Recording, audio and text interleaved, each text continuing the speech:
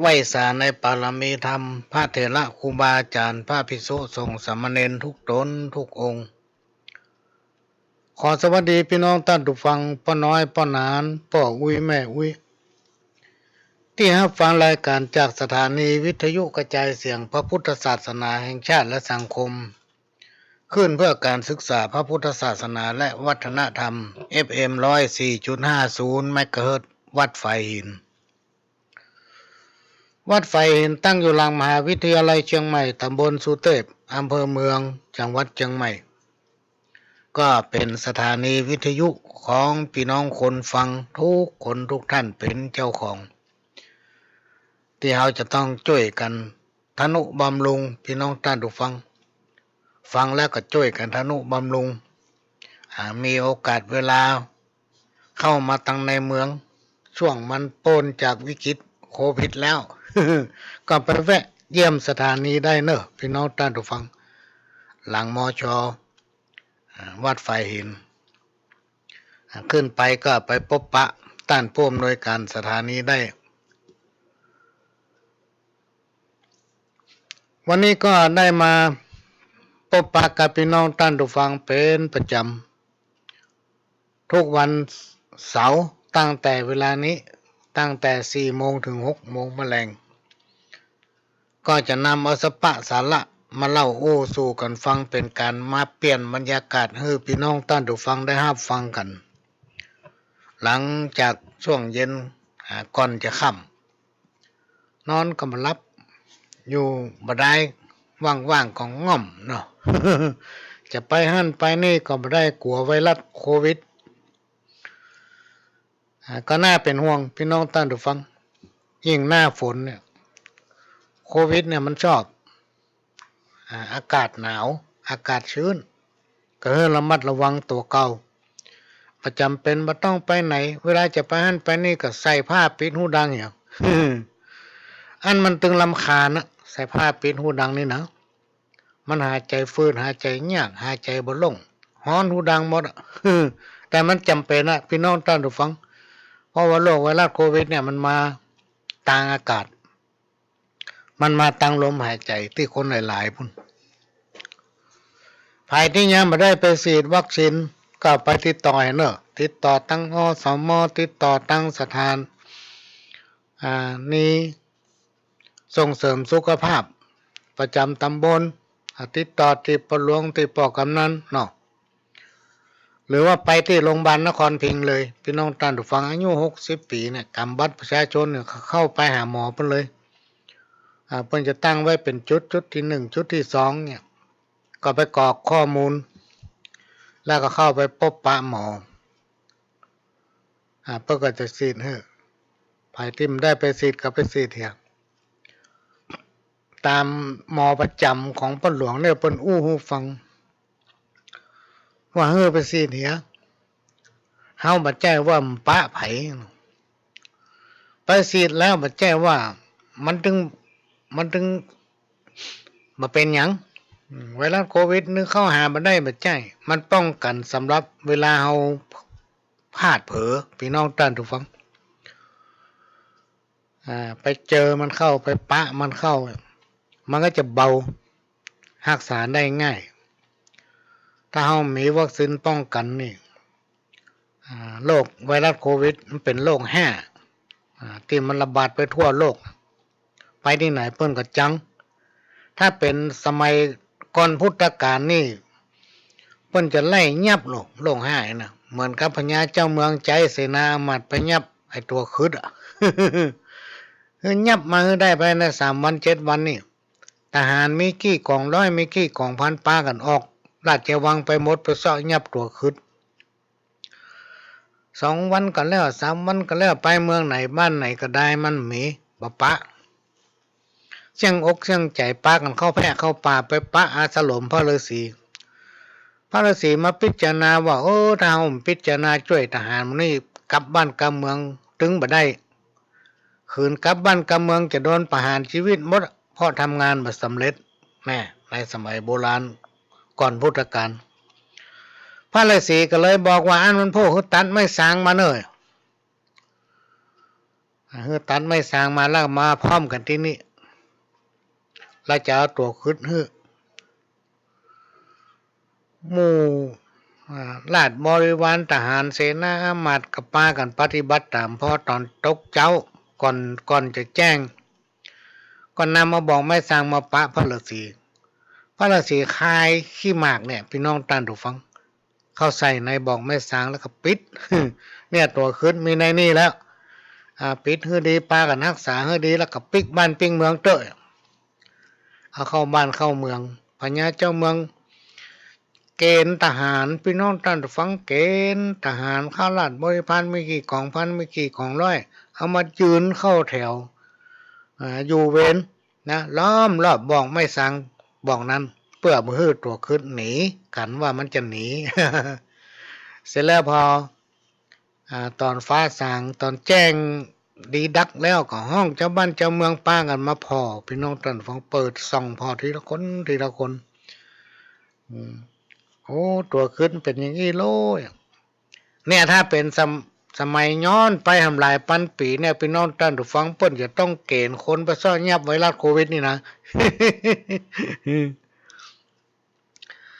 วันนี้ก็ได้รับการอนุเคราะห์เมตตาจากท่านผู้อำนวยการสถานีวิทยุ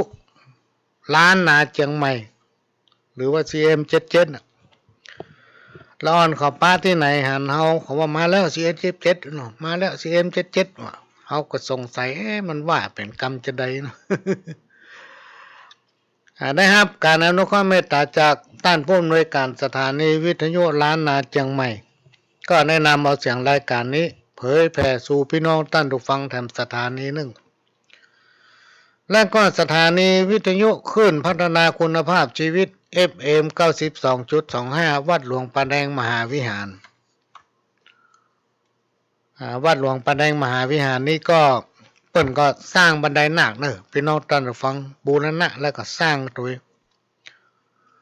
ท่านใดที่พอมีปัจจัยใครแปลงบันไดหนักช่วยสร้างบันไดหนักหรือบูรณะวัดประแดงมหาวิหารที่เจิญเนอะพี่น้องท่านผู้ฟังใกล้ๆกับวัดฝ่ายหินเนี่ยอยู่คนละผึกวัดประแดงมหาวิหารนี่อยู่เพิกทางใต้วัดฝ่ายหินอยู่เพิกทางเหนือและก็สถานีวิทยุ FM 98.75 คลื่นธรรมะของชุมชนวัดห้วยตองซักตำบลขวางเปาอำเภอจอมทองจังหวัดเชียงใหม่สถานีวิทยุมนต์เสียงธรรม 106.25 วัดบุพารามอำเภอแม่แจ่มจังหวัดเชียงใหม่พี่น้องท่านผู้ฟังรับฟังรายการนี้ได้พร้อมกันถึง5สถานีวันนี้ไปจนถึงแมลงค่ำวันนี้ช่วงแรกชั่วโมงแรกหลังจากมาพบปะพี่น้องท่านผู้ฟังสักกำเนี่ยคู่กันมอกปักก่ายเนี่ย ก็อย่างที่ฟังซอนะวันนี้นะเตรียมซอไว้ละให้แม่อุ้ยว่าม่วนเนี่ยฟังนะม่วนเนี่ยก็อย่างที่แม่อุ้ยมันฟังแล้วมันจำได้ไปไหนเขาเอาไปซอเนอะแม่เนอะ ซอประวัติของหลวงพ่อครูบาอภัยสารทะองค์สังฆปาโมกข์สังฆราชสงฆ์องค์แรกของภาคเหนือล้านนาเนี่ยพี่น้องท่านผู้ฟังวัดฝ่ายหิน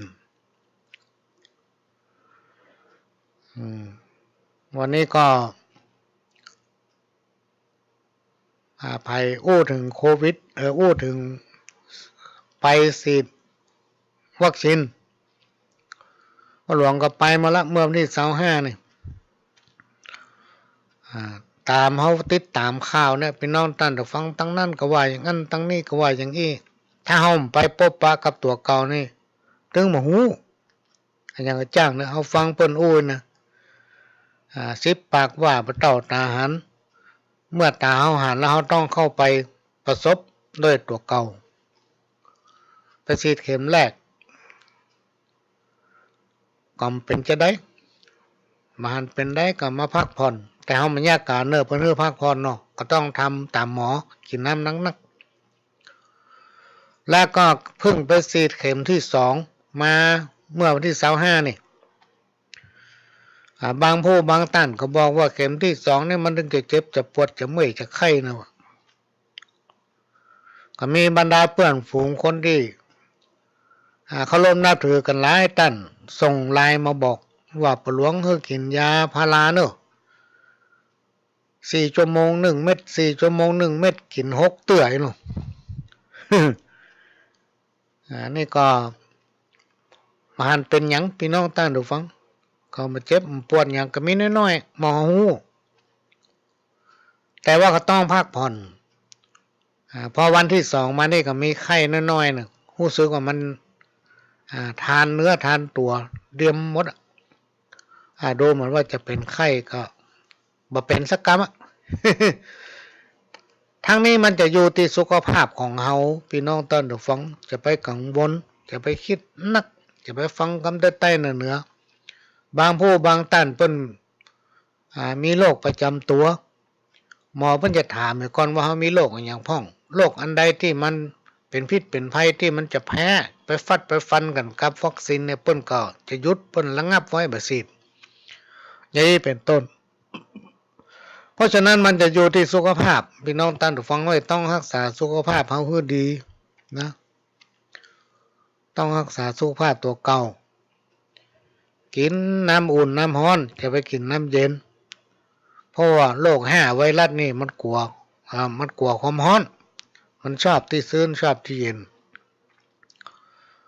ตามหมอประจำของพระหลวงนี่เพิ่นว่าเฮาไปฉีดนี่มันได้นะเกิดว่ามันติดมันเป็นมันพลาดมันเผลอมาเนี่ยมันจะลงไปกินตับกินไตวะ โอ้มันซ้ำเหลือผีก้านยักษ์กว่าโลนี่โรค5นี่เนาะ ลงไปกินตับกินไตลงเฮามาติดตามข่าวก็ถึงแตะหลายผู้หลายท่านเตื้อก็มานั่งพิจารณามานั่งของท่านผู้ฮู้ตั้งหลายว่าโอ้อินดูแตะเฮามาฟังข่าวหลายพื้นที่หลายชีวิตที่ต้องไปตายกลางถนนต้องไปตายในบ้านตายตามหอพักหลายชีวิตต้องละเหเล่ร่อนเพราะบ่ได้แยกการทำงานบริษัทห้างร้านก็มีความจำเป็นที่ต้องปิดเพราะว่าโรคเนี่ยมันไประบาดทั่วเพราะฉะนั้นคนเฮาเนี่ยพี่น้องท่านฟังถึงที่สุดมาต้องช่วยเหลือตัวเองอย่างท่านที่มาอยู่หอพักอยู่บ้านเจ้ามาแยกการทำงานบอกว่าจะเป็นในบ้านเฮาและที่อื่นเพิ่นยุ่งงานกันหมดเขาก็ต้องพยายามแหละพี่น้องท่านฟังปิกบ้านไผบ้านมันเฮาอยู่บ้านเฮาเนี่ยยังดีนะตำหัวตำหาวเนี่ยตำแวดบ้านเนี่ยตำตั้งเหนือตั้งใต้บ้านเฮาเนี่ยเฮาสามารถเก็บมาปรุงเป็นอาหารกินได้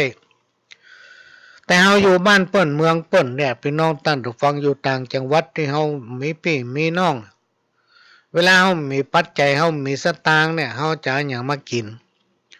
โดยเฉพาะเฮาออกบ้านออกจองไปแยกการทำงานเนี่ยไหนจะกล้าน้ำไหนจะกล้าไฟไหนจะกล้าบ้านเจ้า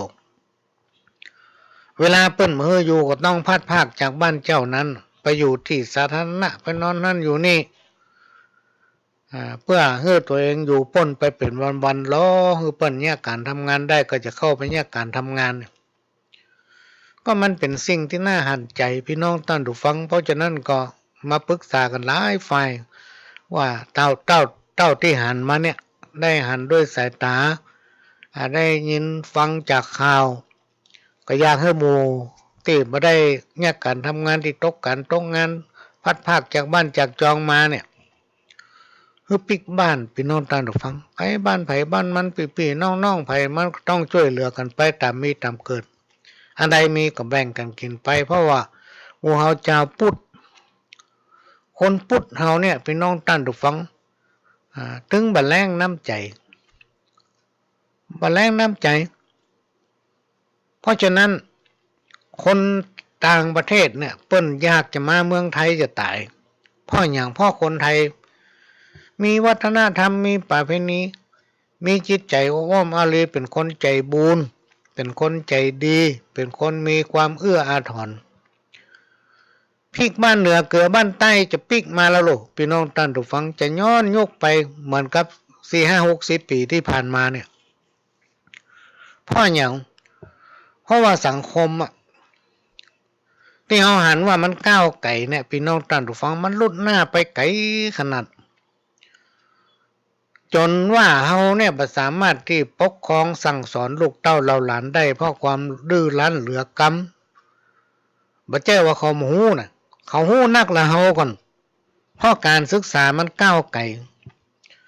โดยเฉพาะบอกว่าจะเป็นเรื่องข้าวเรื่องอย่างตั้งหลายเราเนี่ยพี่น้องท่านผู้ฟังสมัยเฮา5-60 ปีนี่ถ้ามีเรื่องวันนี้4-5 วันหัวใจหูยิ่งดาวไปไหนซ้ำไปใหญ่หมูอย่างเลยแต่ในยุคปัจจุบันเนี่ยมันมีในโอ้งมือแล้วพี่น้องท่านผู้ฟังสมัยตะก้อนเขายังเถียงคนเฒ่าคนแก่เถียงครูบาอาจารย์นะว่าหำน้อยก่อนถ้าสู่อู้กันนะหูจะพดออกโอ้งมือเนี่ยมีอย่างนั้นเต้ๆมันจะหูหมดจะหันหมดกระตังเฟซตังไลน์เนี่ยพี่น้องท่านผู้ฟังมันมีตึงดีตึงหายถ้ามันดีก็ดีไปถ้ามันหายก็คือหายเลยเพราะฉะนั้นเมื่อการศึกษาก็ดีอันยังต่างๆเนี่ยมันมีการพัฒนารุ่นหน้าไปไกลเกินมันก็มาเบียดอย่างเบียดวัฒนธรรมประเพณีที่เขามีอยู่เนี่ยบรรดาลูกเต้าเหล่าหลานตามปกติโบราณสมัยก่อนมา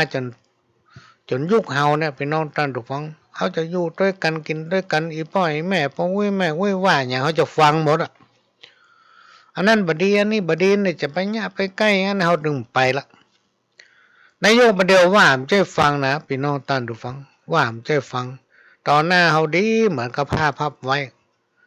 กันรับหลังไปมีปัญหานั่นอันนี้เกิดขึ้นบางที่บางแห่งเนี่ยพี่น้องท่านผู้ฟังลองฟังพอข่าวไม่ใช่มันบดีหมดนะมันดีหมดทุกอย่างแต่ว่ามันล้ำไปมันดีล้ำเหตุการณ์ที่มันเกิดความวุ่นวายขึ้นถึงวันเนี่ยพี่น้องท่านฟังเพราะว่าคนเท่านั้นลืมตัวว่าการที่เขาเกิดมาเป็นคนนั้นเพราะบุญที่เขาสั่งสมไว้หลายๆชาติถ้าเขามีบุญเขาอาจจะเกิดเป็นควายเป็นงัวอาจจะเกิดเป็นหมูเป็นหมาเป็นแมวเป็นสัตว์สรรพสิ่งบอกว่าจะเป็นสัตว์4 ตีน2 ตีนสัตว์ที่5 ตีนมาได้บินบนหนอากาศอย่างนี้เป็นต้นเพราะฉะนั้นการที่เขาเกิดมาเป็นคนถือว่าเขามีบุญพี่น้องท่านผู้ฟังเขาจะไปลืมในจุดนี้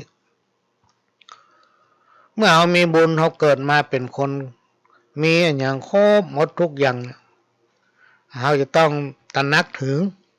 ว่าเมื่อเขาเกิดมาเป็นคนเขาต้องทำประโยชน์ให้กับสังคมชุมชนอย่างน้อยๆก็กับตัวเก่าอย่างน้อยๆก็กับครอบครัวกับพ่อกับแม่กับญาติกาพี่น้อง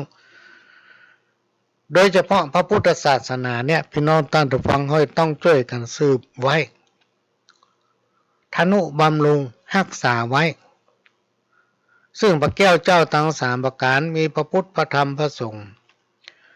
สิ่งไหนที่มันบัดดีพี่น้องท่านผู้ฟังมันตึงบัดดีหรอกสิ่งใดที่มันบัดดีมันตึงบัดดีใจเนี่ยอย่างใดให้มันดีมันตึงเปลี่ยนไปบัดได้มันก็บัดแต่งลายเนี่ยแปลงสร้างให้มันมาตึงบัดขึ้นพี่น้องท่านผู้ฟังบัดแต่งลายมันตึงบัดขึ้นสร้างนะแต่ถ้าบัดแต่งน้อยๆเนี่ยบัดน้ำเนี่ยมาห้อยมาน้อยมันต้องขึ้นไปจนได้มันต้องมาอยู่ดินเพราะฉะนั้นพี่น้องท่านผู้ฟังเราจะต้องช่วยกันละรณรงค์รักษาไว้ซึ่งพระแก้วเจ้าทั้ง3 ประการช่วยกันบูรณะช่วยกันให้กำลังใจพระสงฆ์องค์เจ้าที่อยู่วัด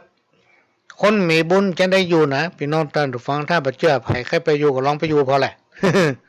ถ้ายังอยู่ได้นี่เพราะฉะนั้นคนมีบุญนี่มันได้ไปอยู่นะ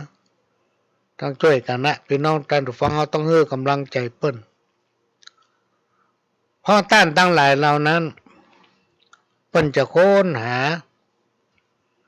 ธรรมะอันเป็นคำสั่งสอนขององค์พระสัมมาสัมพุทธเจ้ามาบอก มาอู้อธิบายให้ฟังสูตรโยโกห้องอย่างตั้งหลายเราเนี่ยพี่น้องท่านฟังถ้ามาแปลได้มันเป็นคำสอนหมด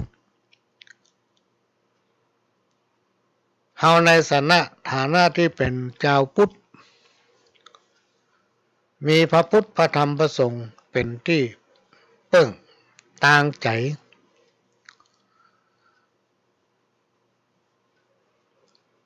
ศีลบ่ได้อยู่ที่พระธรรมะบ่ได้อยู่ที่วัดเงินบ่ได้อยู่ที่เศรษฐีศีลอยู่ที่ใจของเฮาธรรมะอยู่ที่สติเงินอยู่ทุกที่มีคนขยันพี่น้องท่านผู้ฟังยิ่งในช่วงภาวะเศรษฐกิจอย่างเงี้ยพี่น้องท่านผู้ฟังเศรษฐกิจที่มันโหดหายไปเนี่ยที่มันโหดหายเพราะอย่างมันไปไหนบ่ได้เนี่ยอย่างก็บ่ได้มีญาติสนิทที่เคารพนับถือกัน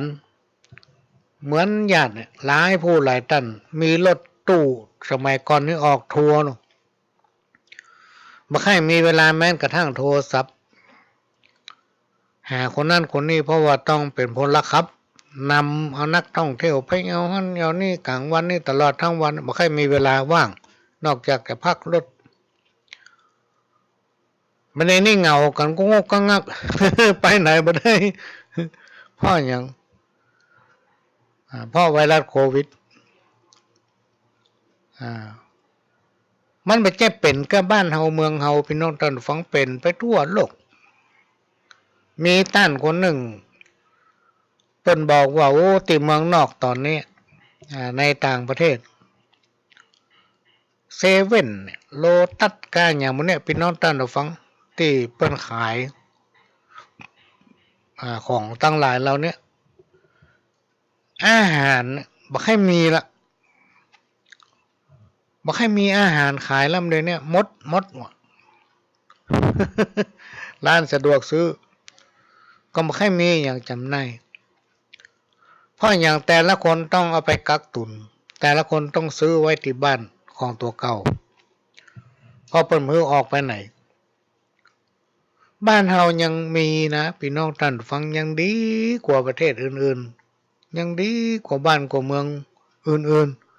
ๆเพราะฉะนั้นเราต้องภูมิใจในตนเองที่เราได้เกิดมาพบปะพระพุทธศาสนามีพระแก้วเจ้าทั้ง3ประการเนี่ยเป็นที่เพิ่งตั้งจิตใจต้องสำนึกอยู่ตลอดเวลาว่าเราเกิดมามีหยังมาต้วยเฮาเกิดมาเพื่อมาอยู่ในบนโลกที่เป็นห้องว่าโรงละครแห่งชีวิต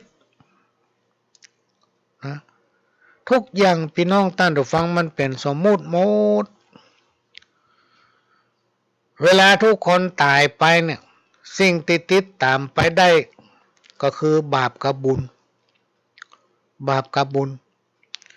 อันรูปร่างหน้าตาจะอยู่กับคนเฮาเพียง20-30 ปีแล้วนะพี่น้องท่านผู้ฟังความสวยงามอย่างตั้งหลายเราเนี่ยพอแก่ตัวไปเหม็นสาบละเหม็นสาบคนเฒ่า ละอ่อนบ่ใกล้ๆละ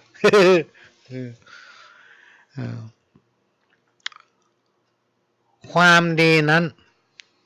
จะอยู่กับคนเฮาตลอดไปแม้นตายไปแล้วเขาก็ยังอู้ถึงพี่น้องท่านผู้ฟังว่าโอ้เมื่อเปิ้นยังคนเปิ้นเป็นคนดีงั้นนี่เมื่อถึงเวลาตายทำมื้อนักใจพี่น้องชาวบ้านว่าจะมีไผมาแทนคนนี้จะมีไผมาสอนลูกสอนหลานเหมือนคนนี้จะมีไผมาทำตนบำเพ็ญประโยชน์ต่อส่วนรวมเหมือนกับคนนี้เพราะเขาว่าตายแล้วนักใจเพราะฉะนั้นในโอกาสที่เราเกิดมาเป็นคนพี่น้องท่านผู้ฟังเราต้องตระหนักอยู่ตลอดโดยเฉพาะเราเกิดมาพบปะพุทธศาสนาเกิดมาปะพี่ปะน้องปะปู่ย่าตายายปะครูบาอาจารย์ ะหันอันยังหลายๆอย่างพี่น้องท่านผู้ฟังที่มันมีการพัฒนาไปถือว่าเป็นบุญเป็นวาสนาของเขานะเพราะฉะนั้นจะต้องตระหนักอยู่ตลอดนึกถึงตัวเก่าอยู่ตลอดเวลาคือฮักสมัครสมานสามัคคีถ้าเอามาฮักกันพี่น้องท่านผู้ฟังลองสังเกตข่าวๆแล้วมันมาฮักกันแค่ขี่รถจ้าบ่ได้มันก็ด่าแล้วลองขี่เว้ยไปปาดแซงมันโคตรเมียนหมดพี่น้องท่านผู้ฟังเหมือนกับครูบาอาจารย์เพิ่นเคยกล่าวไว้ว่าพอไปเน้อยรอนเกิดมาบ่ให้กินนมแม่ซื้อนมผงซื้อนมหมีซื้อนมที่มันดัดแปลงมาให้รอนกินต่อมาเนี่ยมันสอนยากมันดื้อ ก็มีส่วนนะพี่น้องท่านผู้ฟัง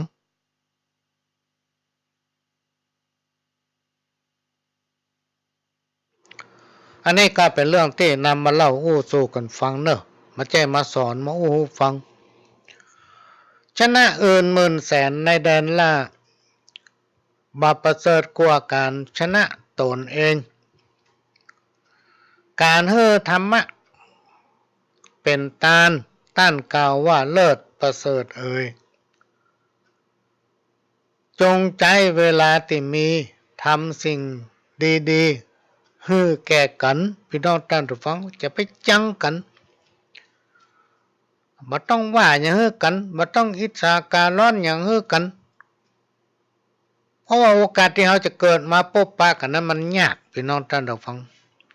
และในที่สุดแต่ละคนก็ต้องตายมากันหมดใครจะตายจ้าตายโวยท่านะเพราะฉะนั้นบ่ต้องรำคาญบ่ต้องจังกันนะอันนี้ก็เป็นเรื่องที่นำมาเล่ามาสู่กันฟังอยู่เพื่อทำความดี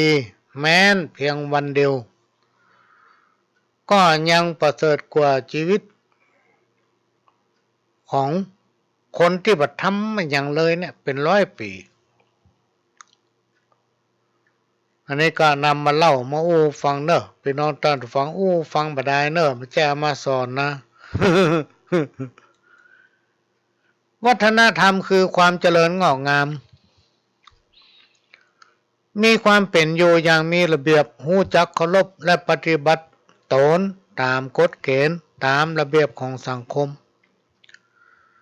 ถ้าใครทำได้อย่างนี้ก็จะได้ชื่อว่าเป็นคนที่มีวัฒนธรรมวัฒนธรรมแยกได้หลายประเภทเป็นต้นว่าวัฒนธรรมทางด้านภาษาวัฒนธรรมทางด้านระเบียบและประเพณีวัฒนธรรมทางด้านจิตใจวัฒนธรรมทางด้านการฟังรวมไปถึงการแต่งกายของเจ้าบ้านซึ่งถือเป็นเครื่องแสดงออกถึงวัฒนธรรมของคนเฮาคนสมัยก่อนพี่น้องท่านผู้ฟังเปิ้นจะถือว่าเรื่องการแต่งกายนั้นเคร่งครัดเปิ้นบ่เรียนแบบไผเปิ้นต้องเรียนแบบไผพี่น้องท่านฟังชนชาติใดเพิ่นจะแต่งกายในประเพณีในฮีตของเปิ้นเฮามาถึงพี่น้องเจ้าเขาแต่ละเผ่าเนี่ยเปิ้นยังแปลงเสื้อแปลงผ้านุ่งคนเดียวพี่น้องท่านผู้ฟังผ้าเปิ้นตอคนเดียวปลูกฝ้ายคนเดียวเอามาปั่นเปิ้นจะพิธีพิถันเรื่องการแต่งกายตามเหตุตามห้อยของเปิ้นพี่น้องท่านผู้ฟัง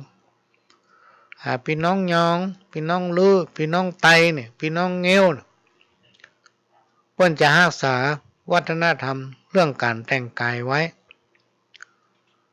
นะแล้วก็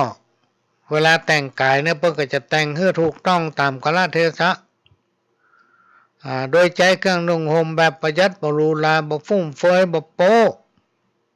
คนบัดเดี๋ยวนี้มันแปลกอยู่อย่างพี่น้องท่านผู้ฟังชอบไปซื้อเตียวปุดมานุ่ง ซ้ำเตื้อเฮาพอหมอนี่มันมีสตางค์ก็จะได้พอนุ่งเตียวปุดนาโมนามะ เป็นว่าบัดใจมันจึงมีขายพี่น้องท่านผู้ฟัง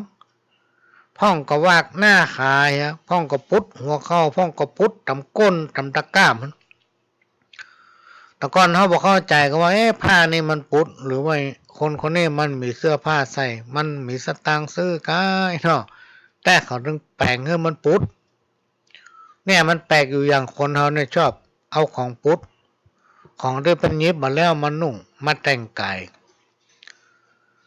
แล้วก็ไปชอบอยู่บ้านเอวหันเอวนี่เนี่ยพี่น้องท่านผู้ฟังเพราะมันก้าวไกลทางด้านความคิดตัวเองมันมีการพัฒนารุ่นหน้าไปไกลขนาดความคิดของคนเฮานี้ขนาดว่าเฮาสอนมาได้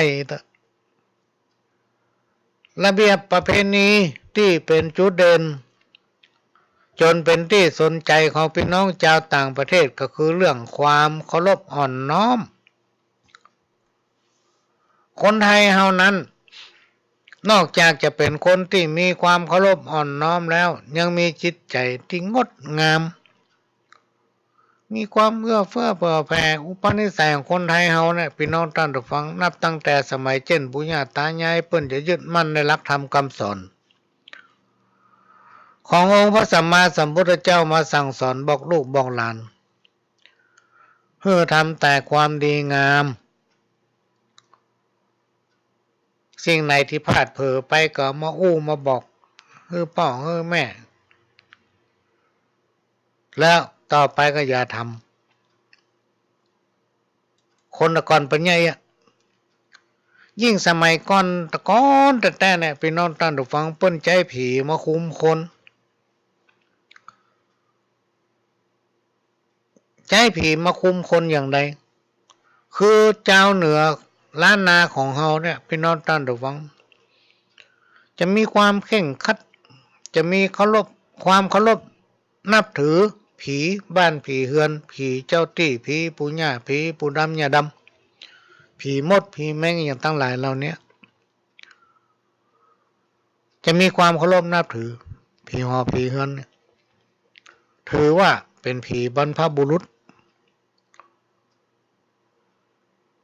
เวลาจะไปหั่นไปนี่ก็บอกกล่าวแป้งขันเขาตอกดอกไม้น้ำเขาไม่ต้องไปบอกกล่าวผีหอผีเฮือนบอกผีปู่ย่า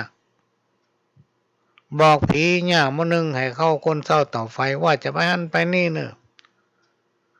เวลาลูกหลานไปหั่นไปนี่เพิ่นก็จะตัวพ่อตัวคุ้มครองรักษาถ้าไผทำผิดน้อยมันถึงเป็นเมื่อยเป็นไข้ถึงเจ็บหัวเป็นหาว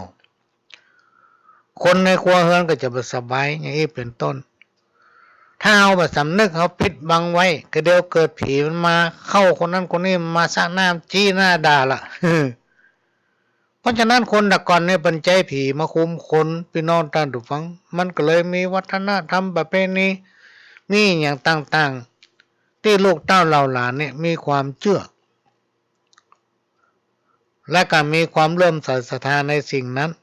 มีความเชื่อในพ่อในแม่ในพ่อแม่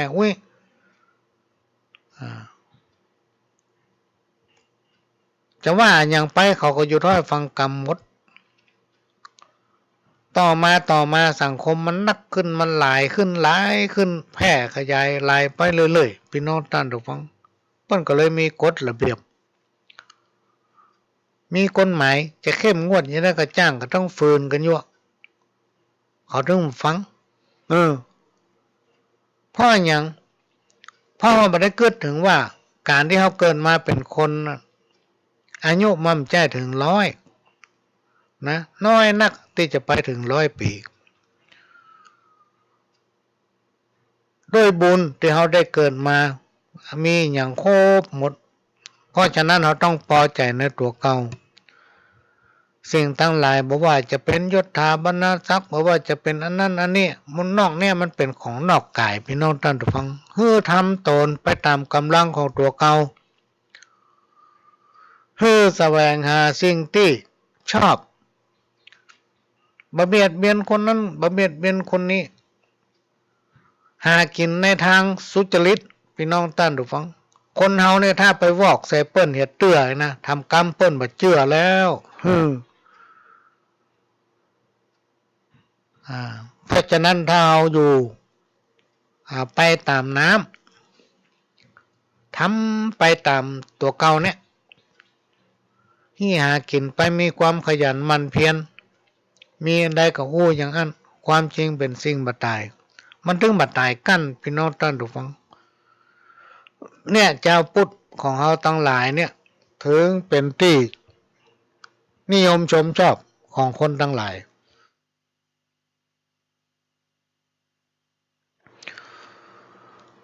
วิธีพุทธวิธีธรรมนำพาคนให้มีความเจริญรุ่งเรืองมาเป็นร้อยเป็นพันปีแล้วพี่น้องท่านฟังหลายๆพันปีแล้วจนทั่วโลกขนานนามว่าพระพุทธศาสนานั้นเป็นศาสนาที่ทำให้คนมีความฮักความสามัคคีองค์พระสัมมาสัมพุทธเจ้าพระองค์เป็นพระศาสดาเอกของโลกเป็นครูของเทวดาและมนุษย์ทั้งหลายพระพุทธองค์สอนให้ทุกคนปฏิบัติดีปฏิบัติชอบพระองค์จึงให้มีพระสงฆ์เกิดขึ้นในโลกพระพุทธเจ้าทรงเป็นพระที่มีสติปัญญาเฉลียวฉลาดที่สุดในโลกพี่น้องท่านผู้ฟังธรรมะอันเป็นคำสั่งสอนขององค์พระสัมมาสัมพุทธเจ้านั้นใหม่อยู่ตลอดเวลาบาลาหลังถ้าใครทำดีทำตามได้นำปฏิบัตินำมาประดับสติปัญญาก็จะทำให้คนคนนั้นพี่น้องท่านฟังประสบความสำเร็จในชีวิตประสบความสำเร็จในหน้าที่การงานเหมือนกับกรรมที่เข้ารายการกรรมแรกว่าสตางค์นั้นไม่ได้ไปอยู่ที่เศรษฐีแก้วแหวนเงินคำน่ะมันอยู่ได้ทุกที่มีคนขยันถ้าใครมีความขยันมันเพียรมีความคิดดีเริ่มว่าวันนี้กูจะไปจะที่ไหนมันได้มาวันพวกกูจะกินอันยังหายังมากินเขาจะต้องคิดไว้ระวางแผนไว้อันนี้ก็นำมาฝากเนอะพี่น้องท่านผู้ฟังกำเดียวจะเอานิทานซึ่งเคยเล่ามาหลายเตื้อเหมือนกันนะแต่ว่ามีคนรอนขอฟังเรื่องคนมีทรัพย์กับคนมีปัญญาคนที่มีปัญญาก็ว่าโอ้ปัญญาเนี่ยเหนือกว่าทรัพย์คนที่มีแก้วแหวนเงินคำนักเขาได้ยังก็ได้เขาได้ยังก็มีเนี่ยตัวเองน่ะมีสัพพะนะก็บอกว่าแก้วแหวนเงินคำเนี่ยการมีทรัพย์สมบัติเนี่ยมันดีกว่ามีปัญญาก็เดี๋ยวรอขอค่อยฟังเดี๋ยวจะมาเล่าให้ฟังแต่ว่าช่วงนี้พี่น้องท่านจะฟังจะเอาใจแม่วิพ่อวิน้อยจะเปิดซอเทราประวัติของหลวงพ่อครูบาโสภาพระอภัยสารทะองค์สังฆปาโมกข์ปฐมสังฆราชาแห่งล้านนาองค์แรกเลยนะพี่น้องท่านผู้ฟังก็จะมาเปิดให้ฟังมันจะใช้เวลาเป็นชั่วโมงเหมือนกันเนอะ40 นาทีพี่น้องท่านผู้ฟังที่ติดตามรับฟังรายการจากทางสถานีวิทยุล้านนาเชียงใหม่พอถึงต้นชั่วโมงเพิ่นจะมีข่าวต้นชั่วโมงท่านก็ต้องไหลเพื่อไหนพอข่าวจบก็มาพบมาปะกันใหม่พี่น้องท่านผู้ฟังสามารถรับฟังรายการนี้ได้ย้อนหลังทางเฟซทางไลน์ได้เรียนนี้ทางสถานีก็ถ่ายทอดไปทั่วโลกเลยพี่น้องท่านผู้ฟังจะเปิดฟังวันไหนก็ได้ที่ไหนก็ได้เพราะฉะนั้นก็ขอฝากในสิ่งที่มีประโยชน์คำโอ้คำไหนที่ฟังแล้วมันเข้าท่าก็ฝากไว้นำไปขยายนำไปประกอบความรู้ความสามารถในภูมิปัญญาของตนเองนะไม่ได้มีลิขสิทธิ์อย่างสักอย่างพี่น้องท่านผู้ฟังและก็ขอฝากประชาสัมพันธ์ถึงพี่น้องหมู่บ้านกองทุนแม่ของแผ่นดินจังหวัดเชียงใหม่ทุกอำเภอ ในตอนเนี้ยพี่น้องท่านผู้ฟังทางปปสภาค5และก็ทางเบื้องบนทางคณะผู้บริหารประเทศเพิ่นก็มีความประสงค์จะให้หมู่บ้านกองทุนแม่ของแผ่นดินได้ร่วมกันปลูก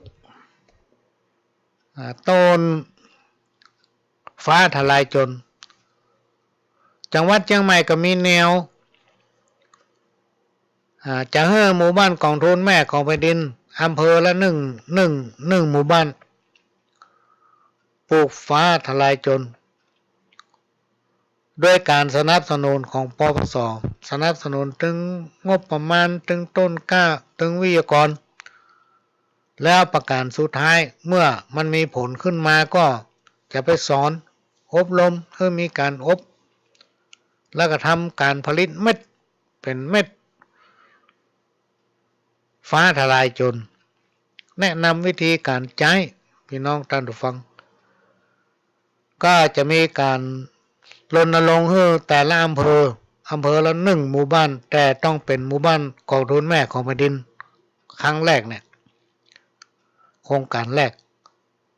นอกจากนั้นก็จะมีการขยายผลมาถึงปีต่อไปไปถึงหมู่บ้านต่างๆที่มีความสนใจให้ปลูกบ้านไหนที่ปลูกถ้าท่านจะทำผลิตเม็ดทางโครงการก็จะมีเจ้าหน้าที่มาให้ความรู้และสนับสนุนหลายๆด้านท่านต้องการขยายพันธุ์เพราะว่าต้นฟ้าทลายโจรเนี่ยตอนนี้เพิ่นเริ่มเอาไปส่งแล้วติดตามทางเฟซทางไลน์นี่ประเด็นนี้มีทางเมืองทางพะเยาทางเมืองน่านบุญทางแป้เจ้าหน้าที่ไปรับกล้าฟ้าทลายโจรจากพิษณุโลกมาเป็นพันนะอย่างพระหลวงจำไม่ได้เพราะนั้นจังหวัดเชียงใหม่นี่วันอาทิตย์นี่เพิ่นก็จะมาส่งโดยเขาจะเอาลงไว้ที่วัดหลวงอ้อเพราะในวัดหลวงอ้อนั้นมันจะมีศูนย์ขอใจสถานที่เปิ้นเป็นศูนย์ประสานงานหมู่บ้านของเครือข่ายกองทุนแม่ของแผ่นดินจังหวัดเชียงใหม่ก็เป็นโอกาสดีที่ประหลวงได้มีโอกาสได้มีตำแหน่งเป็นประธานนอกจากจังหวัดเชียงใหม่แล้วก็เป็นประธานถึง8จังหวัดภาคเหนือพี่น้องท่านผู้ฟังเพราะฉะนั้นเป็นโอกาสดีที่เรา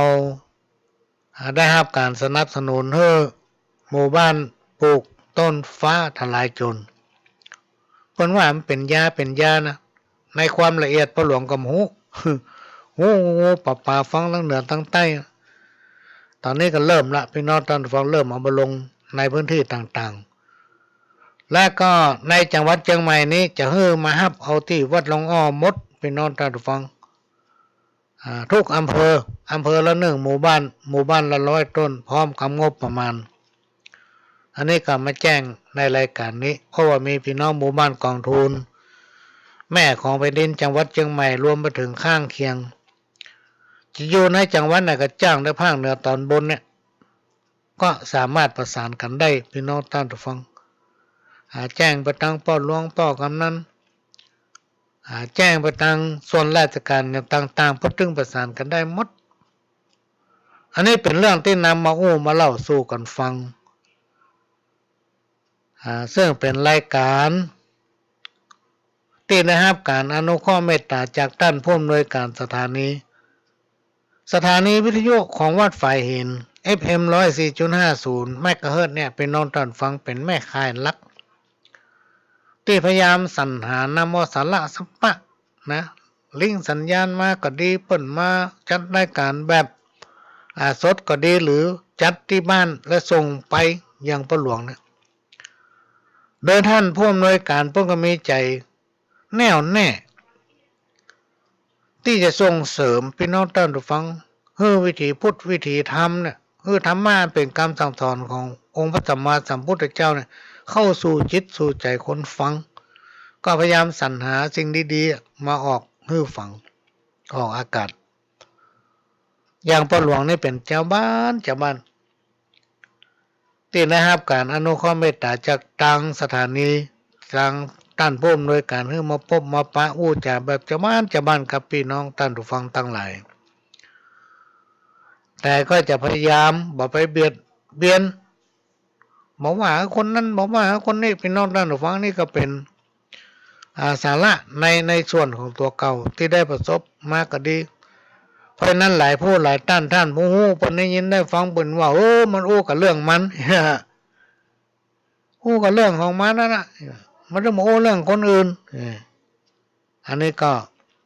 นานาจิตต่างพี่น้องท่านผู้ฟังช่วงนี้ก็มาฟังสอเถระประวัติครูบา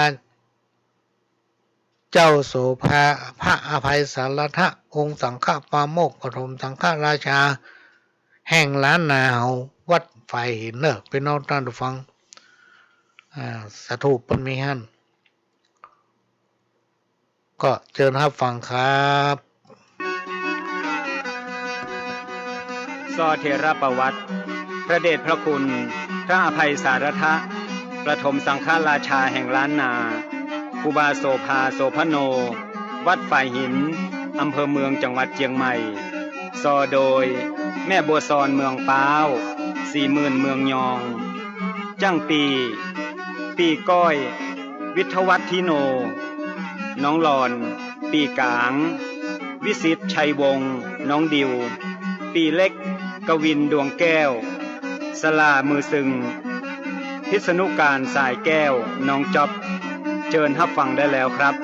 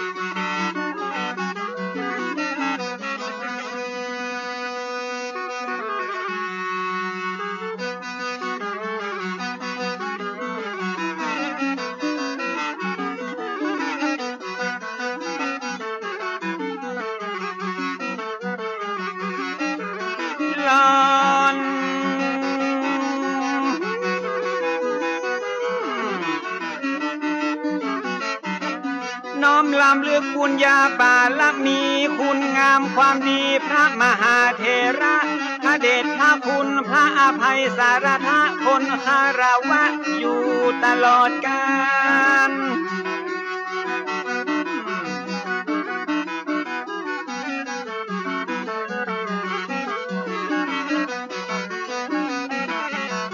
เจ้าเฮ้ยกับครูบาตนผู้ยิ่งใหญ่และอยู่ในใจของเราสังฆะครูบาโสภาพระอภัยสารทะน้อมการวะคุณงามความดีถึงแม้ท่านจะมรณภาพไปเมินขนาด179 ปีเป็นดวงดาวที่แผ่วพราวสีงดงามบ่มีวันล่นจากฟ้า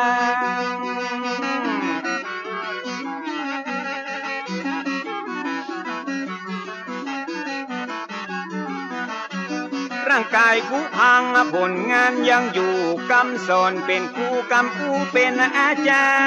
รย์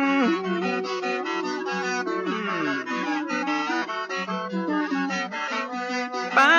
นะชีวิตคนเฮามนุษย์บ่ได้สิ้นสุดก็เพียงแค่ความตายเพราะว่าความดีมันบ่สูญสลายไปกับร่างกายยิ่งใจเฮานั้น ยิ่งเมินก็ยิ่งเท่าวีคุณงามความดียืนยงคงมันเหมือนท่านครูบาผู้อดทนอดกลั้นต่อสู้ฝ่าฟันผ่านมาได้ต่อสู้เพื่อเราสังฆะเสียสละเพื่อพระศาสนาปัดเป่าปกป้องเมื่อมีภัยมาประมุขสังฆาล้านนาก่อนกีขอน้อมสะดุดีสิทธมุนีผู้มีบทบาทนี้และน้อสาธุน้อม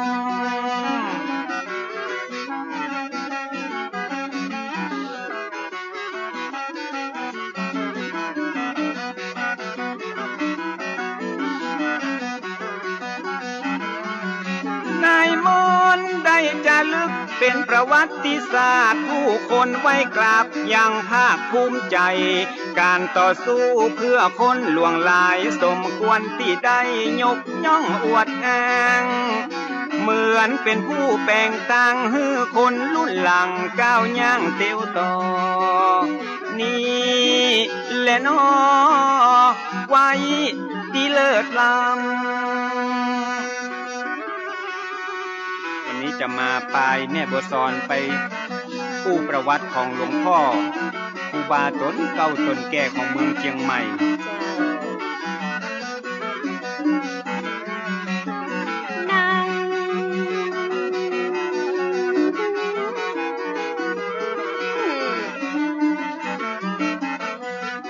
ประวัติศาสตร์ล้านนาจะลึกอ่านแล้วหูสึกและภูมิใจอย่างยิ่งต้นไม้จะห้อมว่ามีการมีกิ่งญาติเยื่อกะทิมายอมวิ่งหนีซื้อ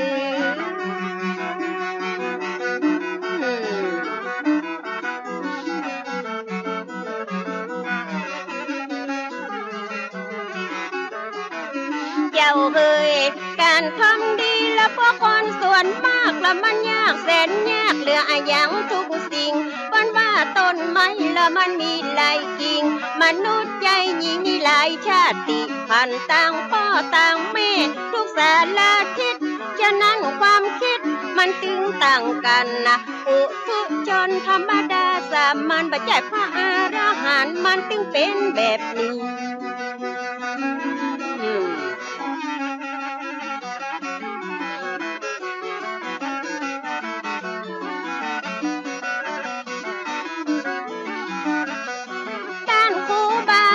สู้ดิ้นรนมุ่งมั่นอดทนเพื่อศาสนา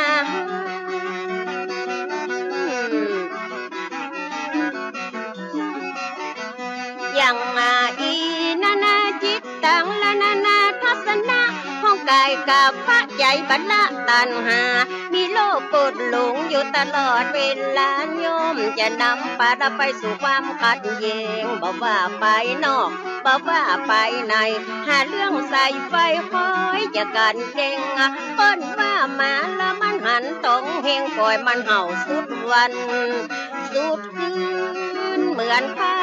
พุทธขาดเป็นกอมละคูบาแล้วก็พร้อมเอามาโตเป็นเพนคืนตุเจ้าสั่งคาละถ้าบ่มีจุดยืนและศรัทธาแตกตื่นแยกกันกาบไฟ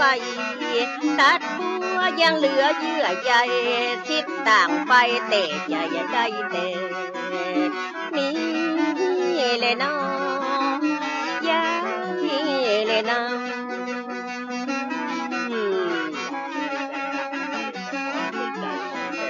เจ้า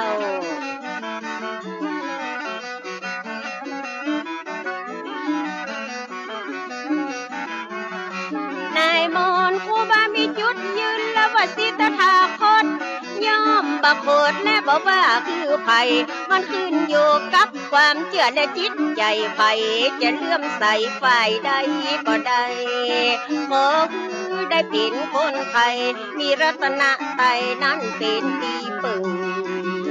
นี่เลยน้อไว้เลยน้อ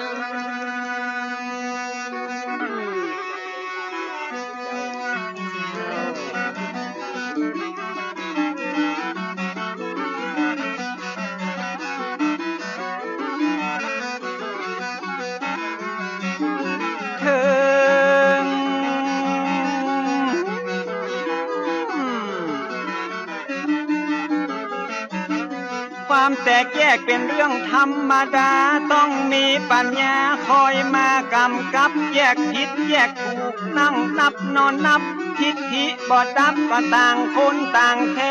ง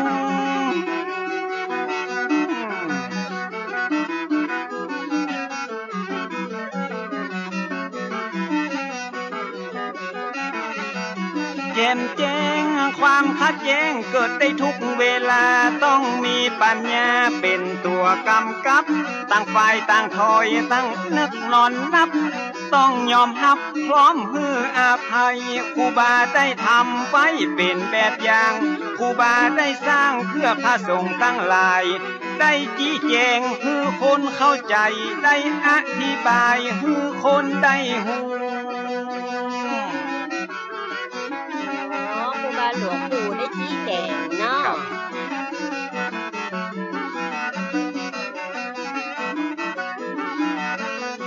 แล้วจะจ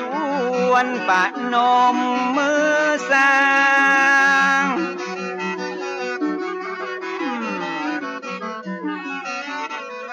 ครูบาโสภาผู้ดูแลศาสนามาเมือง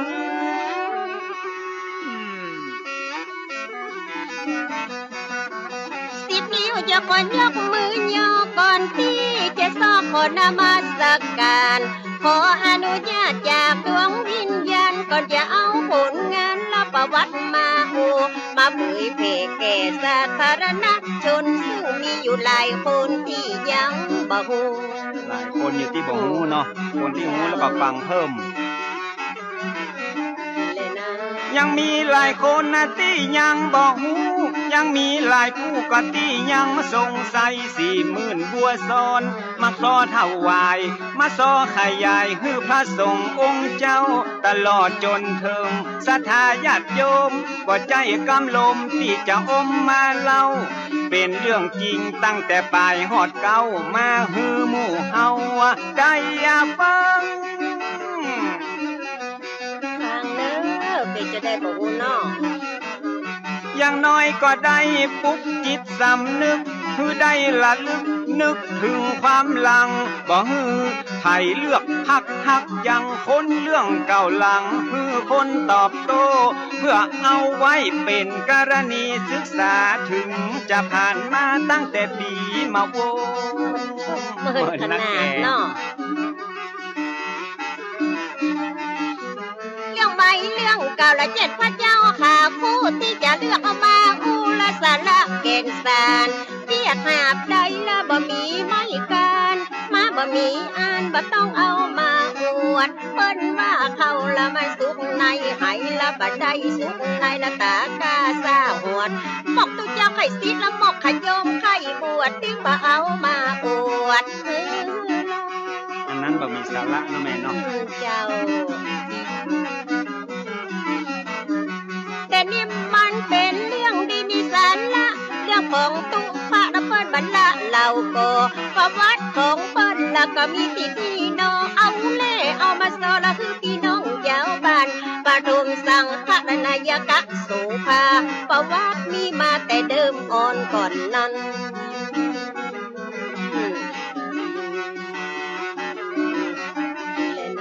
ประวัติมีมาแต่เดิมอ่อนก่อนนั้นตามที่ได้อ่านจากในหนังสือว่ามีผัวเมียคนที่น่านับถือไผก็เล่าลืออวดอ้างกันหมดผัวชื่อว่าป้อนานอินตะเคยบวชเป็นพระใจสะอาดหมดจดเมียชื่อสอนใจบ่หอนกดบ้านอยู่ตั้งวันตกงาของงาเวียงเปิดกับเจ้าบัวซอนที่จะนอกกับเจ้าบัวซอนนี้นะเจ้า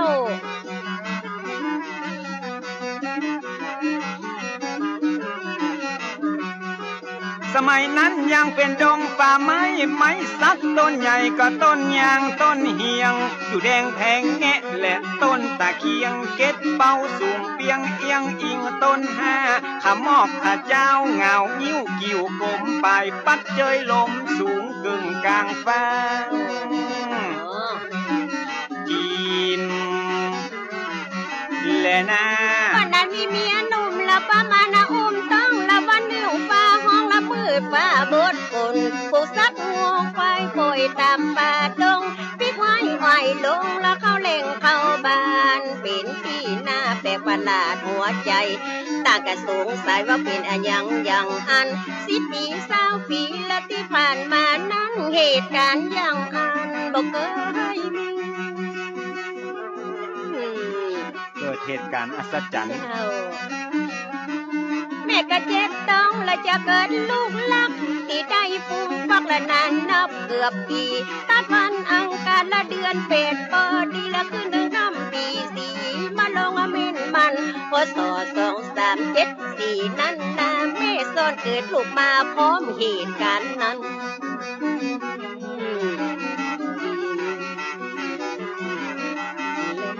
ใกล้แจ้งก่อนหันแสงสุริยะก็ป้อนนานอินตั้งแม่สอนดีใจ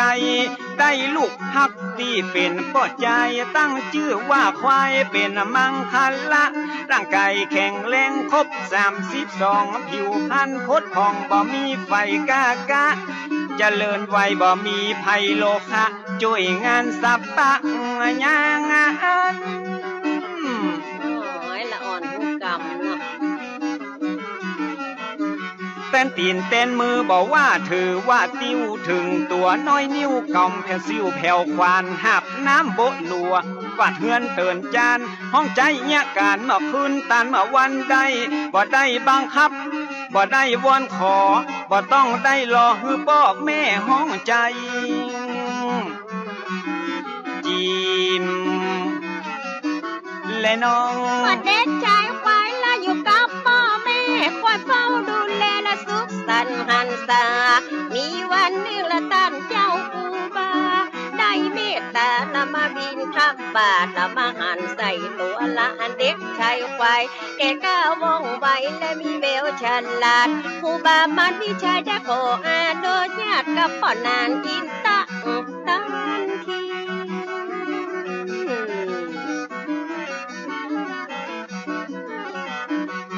เป็นละขยอมละห้ำเฮียนเขียนอ่านฝึกฝนสันดานกอมเก่าคัดสีคือได้เป็นละคนเก่งคนดีที่วัดไฟหิละใจนิ่มเตียงมันอยู่กับคนใบเหมือนผ้าไม้ตัดแต่พอยู่กับคนมีพญาจะมีวิชาหลายลำคำตกน้ำบ่หอนเป็นหินเนาะอยู่กับคนผ่านพาไปหาพิษอยู่กับบัณฑิตพาไปหาผลอยู่กับครูบาได้ศึกษาฝึกฝนมุ่งมันอดทนจนอายุ15เขียนตัวเมืองอ่านแถวตัวไทยอ่านออกเขียนได้ชะฉานเก่งกล้าครูบาพอหันอนาคตวันหน้าเลยบรรพชาเป็นสามเณร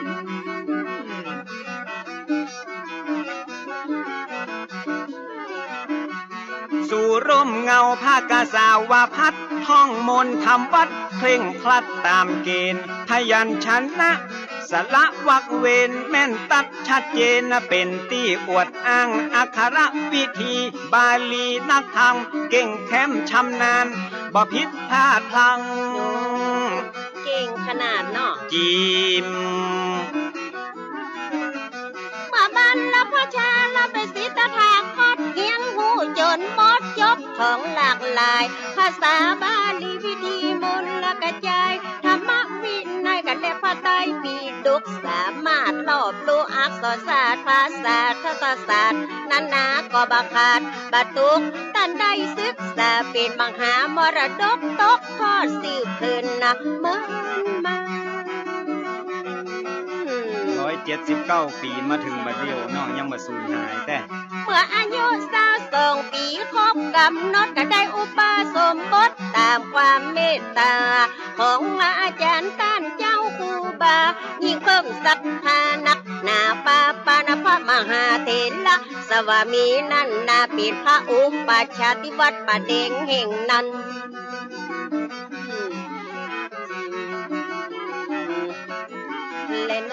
ได้เจ้าอาวาสวัดป่าแพ่งเมตตามาเป็นกรรมวาจาจารย์ วัดไฟหินเป็นอนุสาวนาจารย์ได้ฉายางามว่าโสภาภิกขุได้ศึกษากะเฮียนต่อเพิ่มเติมจากของเก่าเดิมมาจากเนนฮอดตุเฮียนแตกฐานสำเร็จล่วงลุเป็นที่น่าสาธุยินนาดี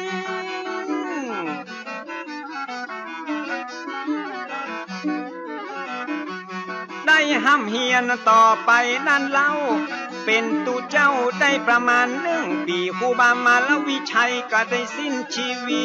ได้รับหน้าที่แต่นครูบาเจ้าเป็นผู้สืบทอดเจตนาลมพ่อพระน้อยขยมเป็นผู้นำเป็นเก่าจีนและน้องตั้งแต่ปีพศ239เป็นเริ่มทำตามแบบละครูบาอาจารย์ครูบาโสภาและมีวิชาเตกชานทั้งกรรมนามทานนั่นและอาการละจัดการคือมีละตั้งการศึกษาเกษามเณรนาและเราสังฆะมูลกัดยายและวิทยาสามัญญาพิธานนาเจ้าหูหลายแขนงวิชาตอนนั้นห้องว่ากัสถาเป็ดมักใครคือวัดละมีครบองค์3สร้างต้องรอบรู้ละได้เป็นผู้นำมีพระธรรมละมีเสียงนำนาวัดบอกมันคงสูงบ่มีบทบาทพุทธศาสตร์ก็จะตกต่ำยาถ้าบ่เก่งเต้หน่อยเนาะนั่นแหละครับครูบาโสภาได้รับการยกย่องเป็นผู้จบทองกะหลากหลายสาขาพระไตรปิฎกอัฏฐดีกาวิปัสสนากรรมฐานเข่งครัดจบนิรุตทางอักษรศาสตร์เฮาสูตรนักปราชญ์และการปฏิบัติท่านเอาเงิมหาอยู่ตั้งหลังวัดบำเพ็ญวิปัสสนาถึงวันเงิมหาหลังวัดเอาปริยัติปฏิบัติปฏิเวทเป็นขอบเขตและเป็นพื้นฐานพุทธศาสตร์จะอยู่ยั่งยืนนานวัดเป็นสถานที่น่ากลับไว้คนบ่ฮู้บ่มีผู้นำคนบ่มีคุณธรรมบ้านเมืองจะฮ้อนหายจีม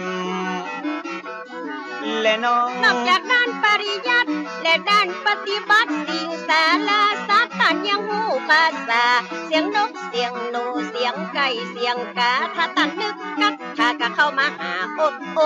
ครูบาท่านเก่งเวทมนต์กัดถ้าเหาะขืนไปมาบัดต้องได้ขี่รถกัดถ้าอาโคมเป็นร้อยบทบัดต้องจดจำได้ถ้าได้เป็นสมัยประเดี๋ยวเนาะเสียงนกเสียงกาได้เฮียนหูมาเพิ่นมีตำราจากโบราณอาจารย์ต้องอาศัยและในปัญญาญาณตะกับละมาทานชาญอันเกกาผู้แต่มีแต่ในอดีตตะการในปัจจุบันขับมาใครยืนยันตาถึงวันนี้ถ้าจะเขียมนะแม่เนาะเจ้าแถมมาเรื่องนั้นก็หันกันจะกับพี่น้องอังวะตะกงหงสาเปิ้นเล่าลือกันแต่เหินเมินมาว่าหันครูบาไปเดินบินทบาทศรัทธาตัดเอากะลงบาเป้าคัดจนเป็นเงางามจนสะอาดเอาใส่น้ำเมียงแล้วเอาใส่บาตรถวายท่านเจ้าครูบา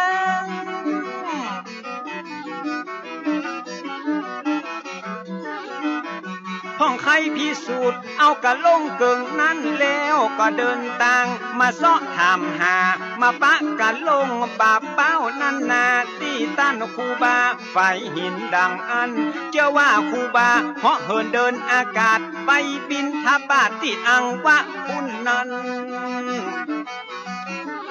จีมและน้อง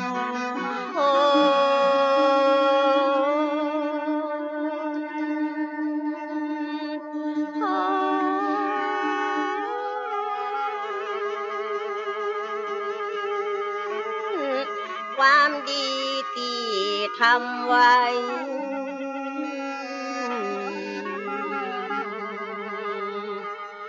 ผลแห่งความดีได้มาตอบสนอง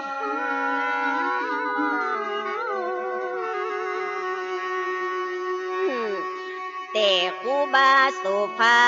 ผู้สร้างความเหลืองหลอ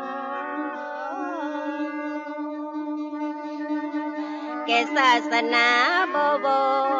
รและศรัทธาเจ้าบ้านทางการใดน้องทว่า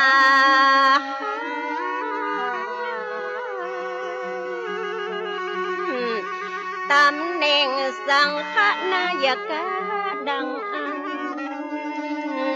ปกครองดูแลพระสงฆ์นั้นทั่วคงเกต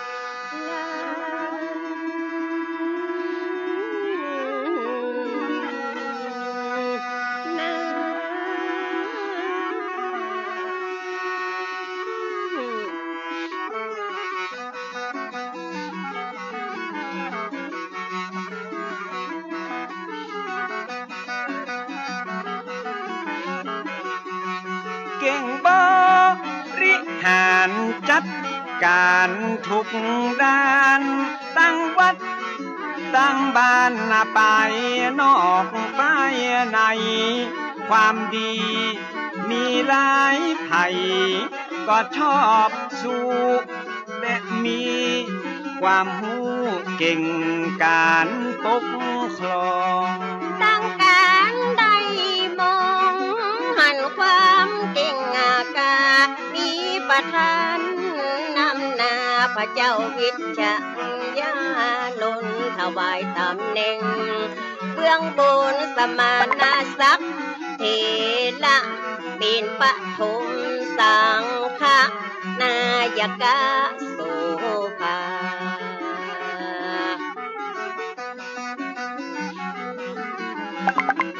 ถวายมุทิตายินดีจัดขึ้นหมู่คน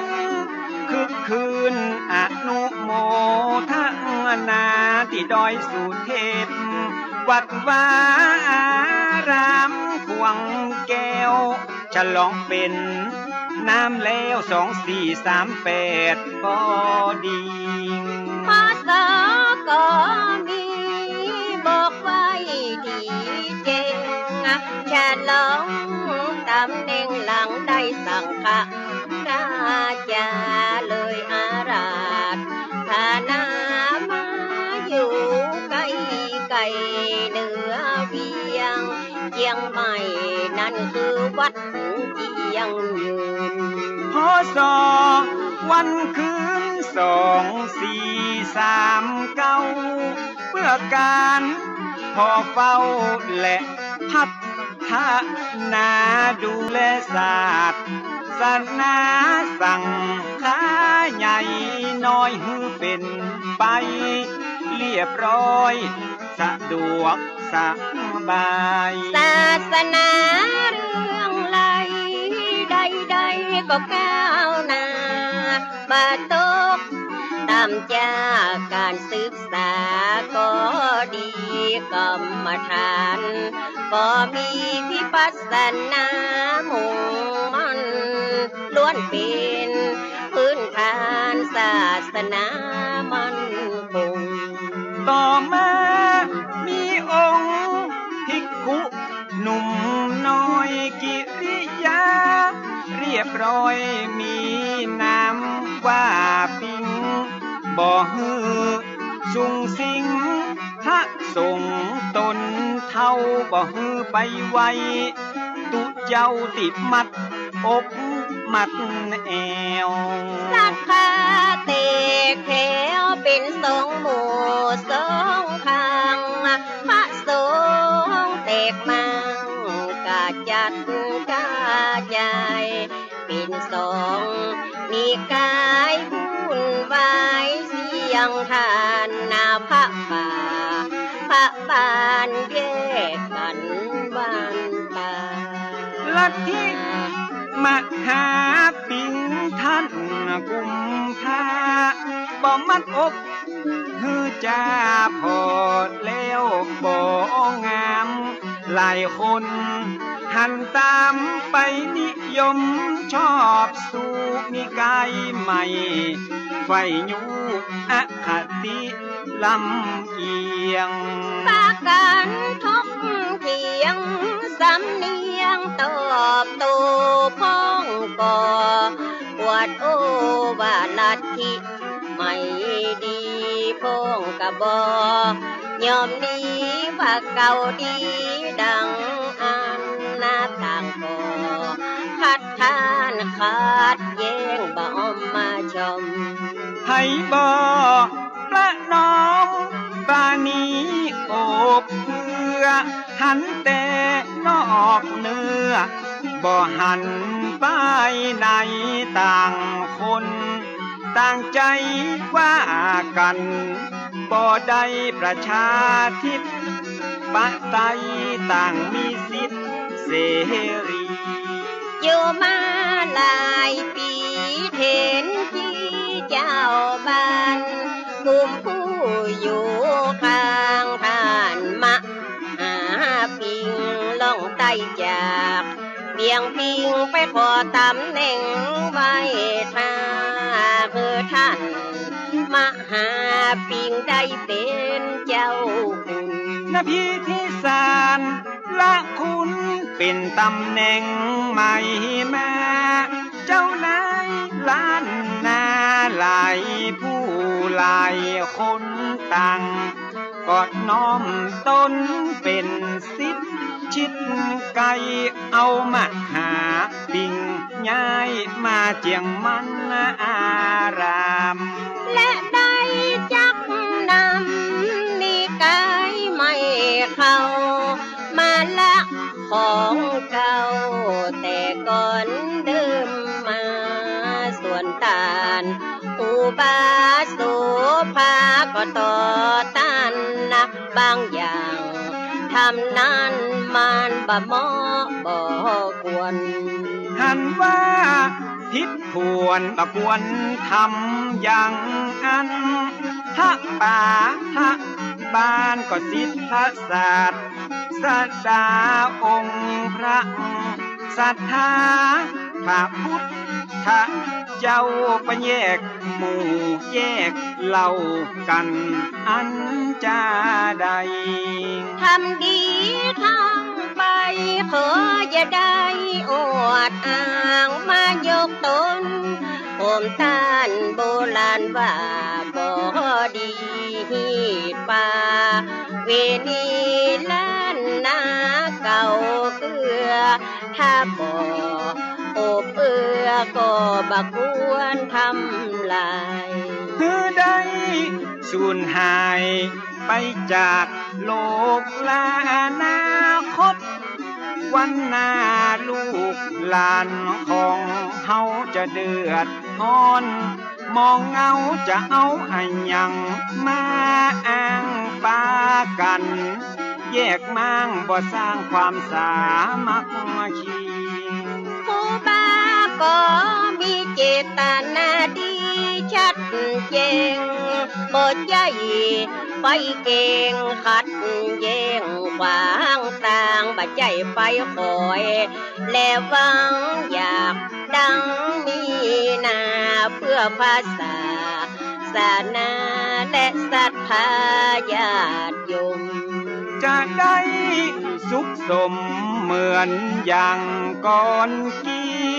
ถ้าเป็นอย่างนี้บ้านเมืองก็วุ่นวายป่าฮือยิ่งใจตั้งหลายหนุ่มเท่าสับสนแต่เราเลือกหักเลือกยังจริงลวงพันลังพร้อมกันต่อ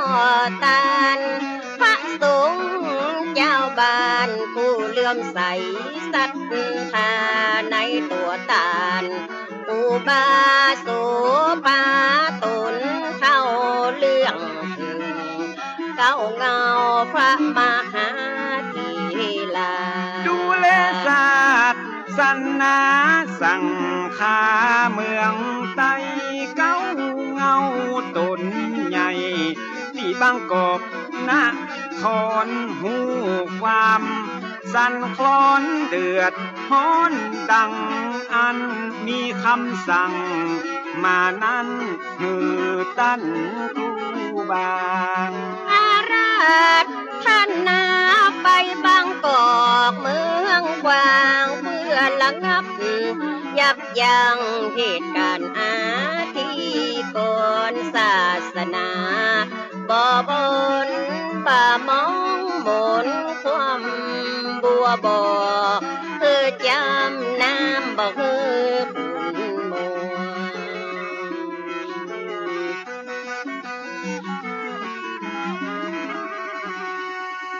ลาย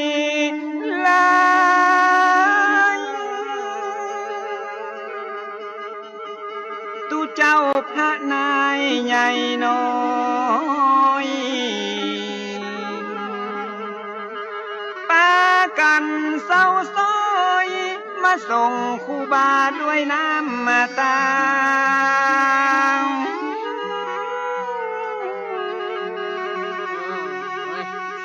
ตลอดจนถึงคณะศรัทธา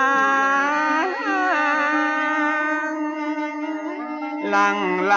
กันมาที่ตาน้ำมาดังกลัวปัญญาภูบาไปขัง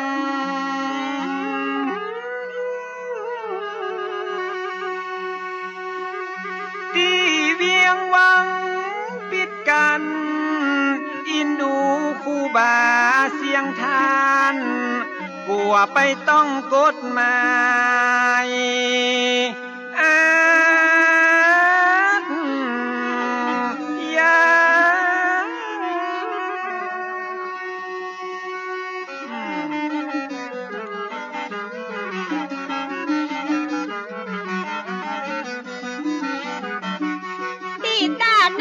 ว่าชัยมงคลสถาสาธุชนไหลหลังไก่ไก่ปากันนาเตียวย่างละมาห่วมได้ยินนาขาวลือพ้องก็ว่าดีว่าให้ครูบาได้รับหนังสือว่าเป็นกบฏบัดต้องนับถือป้าคือโบราณนาเตกแย่ไปปอนลำปักครูบาว่าต้องประหารกลางวันแสกพ้องว่าถูกขังเดี๋ยวแยกว่าไปต่างๆนาข่าวลือแพร่ไปทั่วทิศป่าฮือลูกศิษย์ลูกหาผู้ที่เลื่อมใสครูบานั่งเจ็ดน้ำตาย้อยอาบต้องไปละตัวเจ้าพันเน้นตีก้อยบำเพ็ญไว้กับเตกตื่นกันมาหยาบตกออกเหนือไตไหลมานั่งสวดใจยักมงคลนังครูบาตนเมตตากาดแก้วจากทุกพยายามหมดสิ้นปัญหาทุกอย่างบังกองตูเจ้าสวดจบศรัทธากราบนบพร้อมพังบอกว่าคนยืนคนนั่งบ่มีตังวางเตี้ยวตึงยิงตึงใจอดปากันดักหมดบ่เอ็กบ่เอวห่วมใจกันเป็นหนึ่งเดียวมาส่งครูบาไปบางกอกเมื่อคนนำมากันดวงหลายครูบาก็ได้ประกาศบอกเกษัตริย์พระพ่อออกไม่ออกบ่ว่าไปนอกไปในขอคือหมู่เฮาพี่น้องบ่ต้องห่อนอกตกใจบ่ต้องเป็นห่วงเป็นใยบ่ใจมีภัยมีเฮาไปประชุมสังฆะสันนิบาตที่กรุงเทพนับเป็นโอกาสพิเศษจะได้หูดำหูแดงเฮาจะได้เสวนาอูจาพาที จี้แจงเปิ้นว่าเพชรดีต้องมีแสงได้สำแดงฮือเปิ้นได้พอง พศ2449คนเฝ้าฟังข่าวแต่นอไผก็ไข่หันนาให้เปิดหน้าที่ตามนักวัดเด่นทำกลางในที่ประชุมเป็นที่จุมนุมมหาเทนครูบาฝ่ายหินได้นั่งใจเย็นร่วมกับสังฆาผู้ใหญ่พระบาทสมเด็จร.5ประทับนั่งหน้าไกลๆตัดถามถึงความหอนหายไปในพระทรงฆ์ลานหน้าครูบาถวาย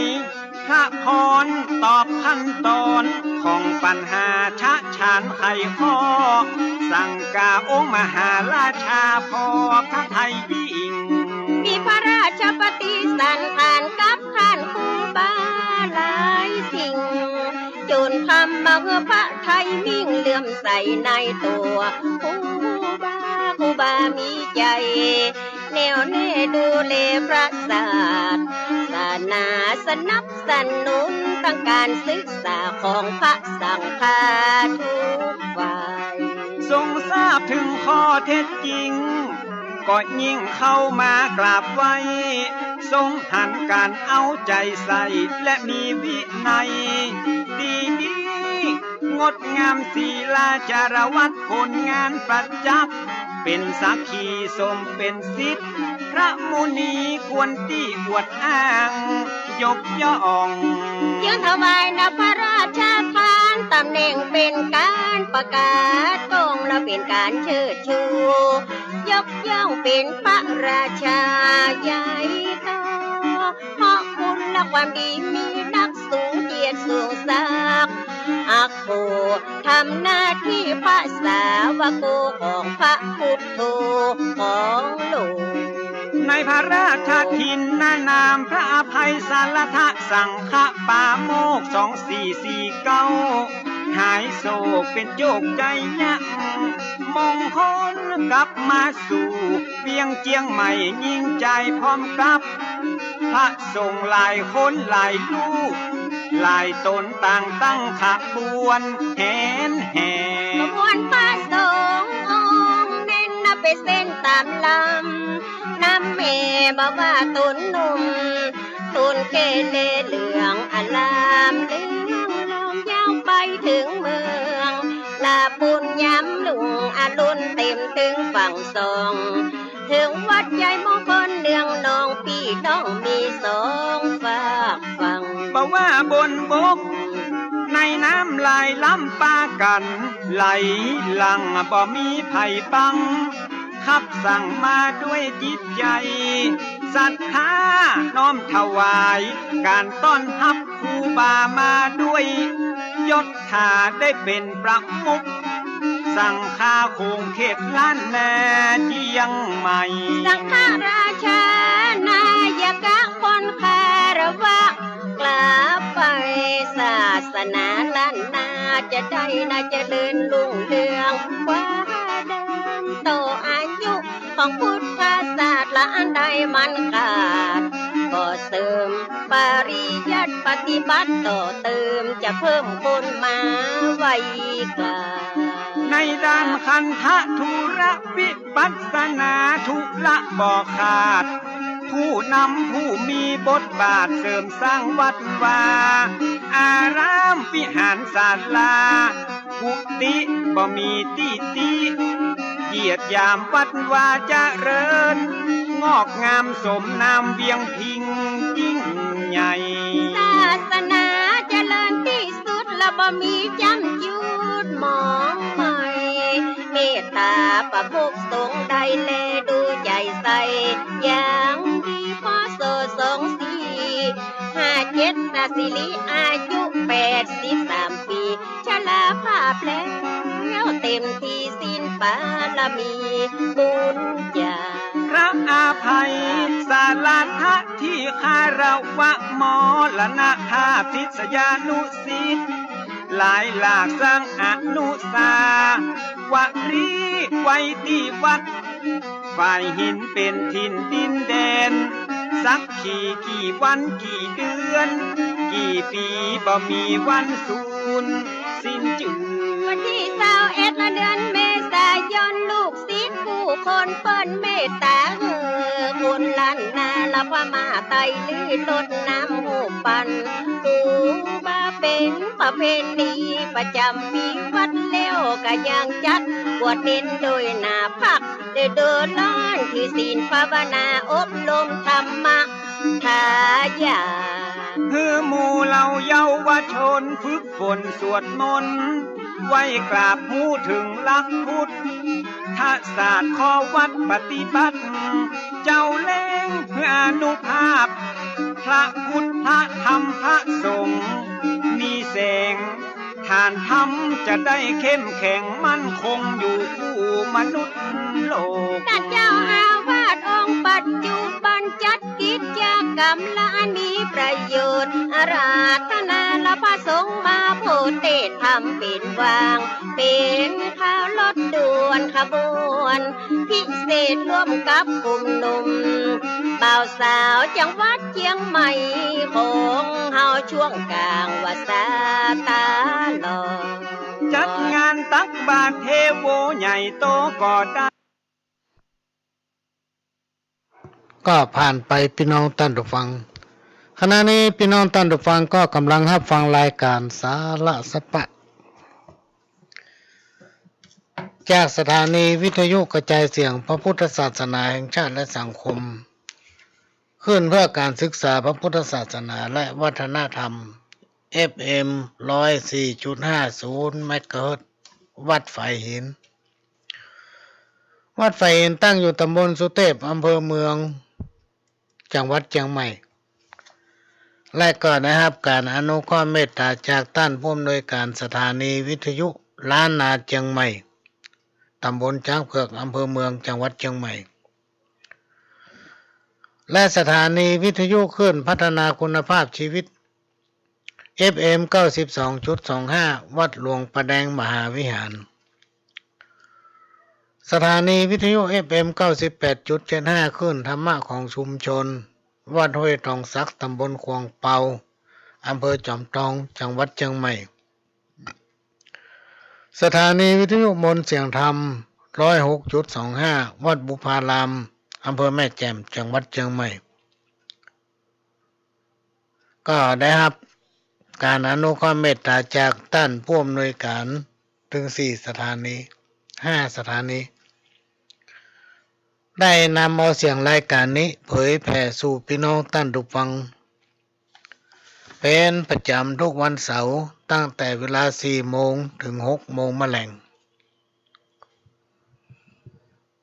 นำเนินรายการโดยก้าวกับผมปหลวงสว่างธาตุอินจันทร์ประธานเครือข่ายกองทุนแม่ของแผ่นดินจังหวัดเชียงใหม่และ8จังหวัดภาคเหนือและก็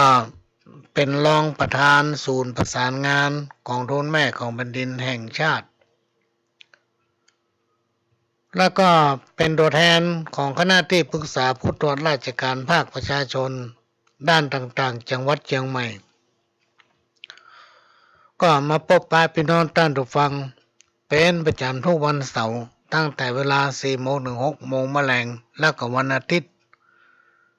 บ่ายโมงถึงบ่าย 3 โมงก็นำเอาสาระสปะพี่น้องท่านผู้ฟังมาเล่าอู้สู่กันฟังมาได้ไปดำเนินรายการที่ห้องส่งสถานีนั่งอู้ที่ห้องส่งที่ห้องของตัวเก่าในบ้านโดยได้รับการอนุเคราะห์เมตตาจากท่านผู้อำนวยการสถานีวิทยุของวัดไฟหินท่านผู้อำนวยการหลวงพ่อพระครูสมุวิสุวัตรวรกิจโจเจ้าอาวาสของวัดไฟหินก็ได้ให้การอนุเคราะห์นำเอาสัญญาณจากสถานีมาสู่ ถึงห้องของปหลวงก็นำเอาสาระสปะพี่น้องท่านผู้ฟังมาเป็นคู่เป็นเกมพี่น้องตะกี้นี่ก็เป็นประวัติ ของหลวงพ่อครูบาเจ้าโสภาพระอภัยสารทะองค์สังฆปาโมกข์ปฐมสังฆราชาสังฆราชสงฆ์แห่งล้านนาพี่น้องท่านผู้ฟังจบไปตามคำขอแล้วก็จะได้นำเอานิทานทำเรื่องหนึ่งซึ่งเป็นนิทานจาดกซึ่งเคยนำเล่าหรือนำอู้ไป2-3 ครั้งพี่น้องท่านผู้ฟังแต่นี่ละอ่อนขอมาว่าขอฟังสักเตื้อในการครั้งหนึ่งเมื่อมาแล้วมีชาย2 คนเป็นเพื่อนฮักกันคนหนึ่งมีฐานะยากจนแต่มีสติปัญญาเฉลียวฉลาดลักแหลมส่วนคนหนึ่งเป็นผู้ที่มีความร่ำรวยมีทรัพย์สมบัตินักขนาดเพื่อนทั้ง2 คนมักจะเถียงกันอยู่ตลอดเวลาเพื่อนคนที่ยากจนก็จะบอกว่ามีปัญญาดีกว่ามีทรัพย์ส่วนคนที่ร่ำรวยก็บอกว่ามีทรัพย์ดีกว่ามีปัญญาป้ากันที่ไหนก็จะเถียงกันอยู่อย่างเงี้ยพี่น้องท่านผู้ฟังบ่ฮู้จักจบสักเตื้อมีวันหนึ่ง2 สหายก็ชวนกันไปค้าต่างแดนระหว่างทางก็เถียงกันไปก็เรื่องเก่านั้นเพื่อนคนที่ร่ำรวยก็บอกว่ามีแก้วแหวนเงินคำดีกว่ามีปัญญาเพื่อนคนที่ยากจนก็เถียงไปว่ามีปัญญาดีกว่าพอเดินไปถึงทางแยกทางเส้นหนึ่งไปเมืองปาราณสีทางเส้นหนึ่งไปเมืองจำปานครผู้ชายคนที่ยากจนก็กล่าวขึ้นว่าเพื่อนเอ๋ย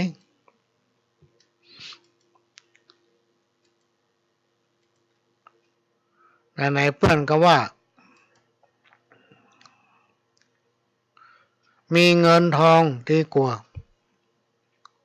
มีปัญญาเอาอีกก็แล้วกันเฮาต่างคนต่างก็ฮู้ตัวเองดีเอาอย่างนี้เนาะเอาแยกกันตรงเนี้ยตรง3 แยกเนี่ยแยกการเดินทาง3 ปีเขาจะต้องปิกมาปะกันที่นี่ก็ไม่มาปักไว้พี่น้องท่านผู้ฟัง3 ปีไปหน้าเขาถึงจะรู้ว่าเพื่อนมีทรัพย์ข้ามีปัญญาพ่อไผ่จะได้ดีกว่ากันเมื่อเปิ้นทั้ง2 คนตกลงกันแล้วก็แยกทางกันเดินส่วนเปิ้นที่มีทรัพย์สินแก้วแหวนเงินคำนักแต่จริงแล้วเขามีแก้วสารพัดนึกพี่น้องท่านผู้ฟังมีอยู่ลูกหนึ่ง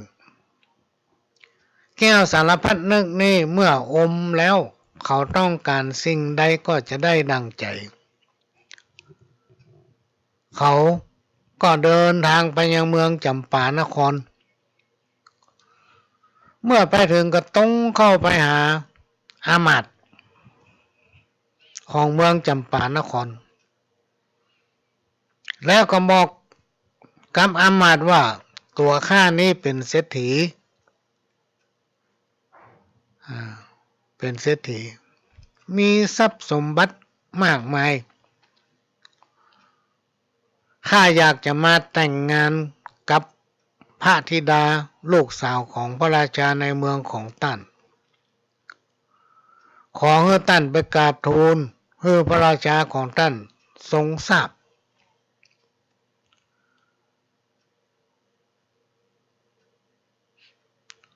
อามาตย์ก็ตอบว่า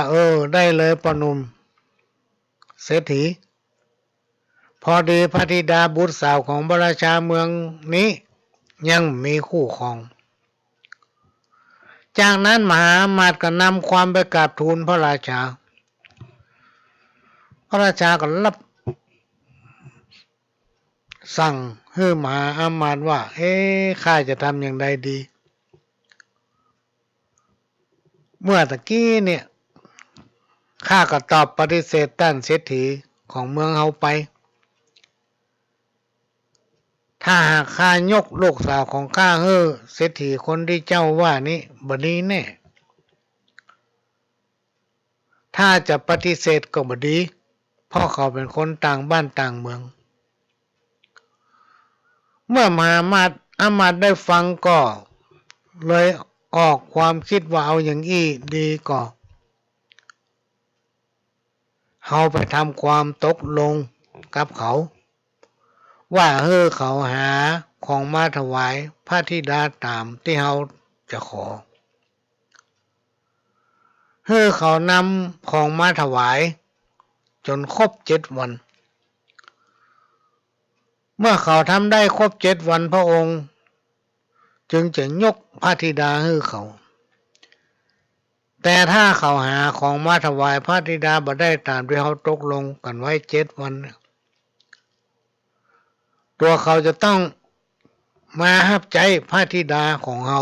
จนกว่าพระธิดาจะพิเศษสมรสเมื่อปรึกษากับมหาอมาตย์แล้วพระราชาก็สั่งให้มหาอมาตย์จัดศาลาที่พักไว้ที่นอกเมืองเพื่อให้เป็นที่พักของชายหนุ่มเศรษฐีจากนั้นมหาอมาตย์ก็กลับออกมาบอกให้โปรดใจคนที่มีทรัพย์ตามที่ได้ตกลงกับพระราชาไว้ชายผู้มีทรัพย์พอได้ฟังกรรมจากมหาอมาตย์และก็คิดอยู่ในใจว่าตนเองมีแก้วสารพัดนึกจะไปกลัวหยังก็เลยตอบตกลงพี่น้องท่านผู้ฟังวันแรกครั้งที่1พระราชาก็ส่งมหาอมาตย์ไปขอกำไลแขนแหวนและสร้อยสังวาลมาถวายพระธิดาใจมีทรัพย์ก็เอาลูกวิเศษลูกแก้วกันเนี่ยมาอมแล้วก็อธิษฐานก็ได้สมใจแล้วก็นำไปถวายพระราชธิดาวันที่2ครั้งที่2พระราชาทรงรับสั่งให้มหาอมาตย์ไปขอผ้าแพรเอาชนิดที่งามประดุจผ้าแพรพันบนสวงสวรรค์พระใจที่มีทรัพย์ก็อมแก้วสารพัดนึกแล้วก็ได้ผ้าแพรไปถวายตามความประสงค์วันที่3ครั้งที่3พระราชามีรับสั่งให้มหาอมาตย์ไปขอเพชรนินจินดาจากทรายพระใจผู้มีทรัพย์พอใจคนที่มีทรัพย์นี่ก็อมแก้วสารพัดนึกก็บังเกิดสิ่งที่ต้องการแล้วก็นำไปถวายต่อมาพระราชาทรงนึกสงสัยว่าพอใจผู้มีทรัพย์คนเนี้ย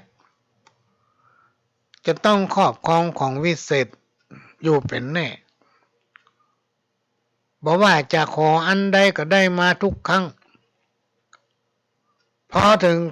วันที่4ครั้งที่4พระราชาก็มีรับสั่งให้พระธิดานำเอาเข้าป่าอาหารให้ชายผู้มีทรัพย์กินแล้วก็หลอกถามเอาความจริงพระธิดาก็ทำตามที่พระราชาสั่งไว้พระธิดาก็เอาสุราอาหารให้มันกินติ๊กๆแล้วก็ชวนคุยไปเรื่อยๆจนหันว่าพระใจผู้มีทรัพย์เนี่ยเพลินไปละอู้ไปเรื่อยๆเจ้าหญิงก็ตัดถามว่าท่านร่ำรวยจริงๆหรือแน่ใจหรือว่าจะเลี้ยงดูข้าได้ตลอดไป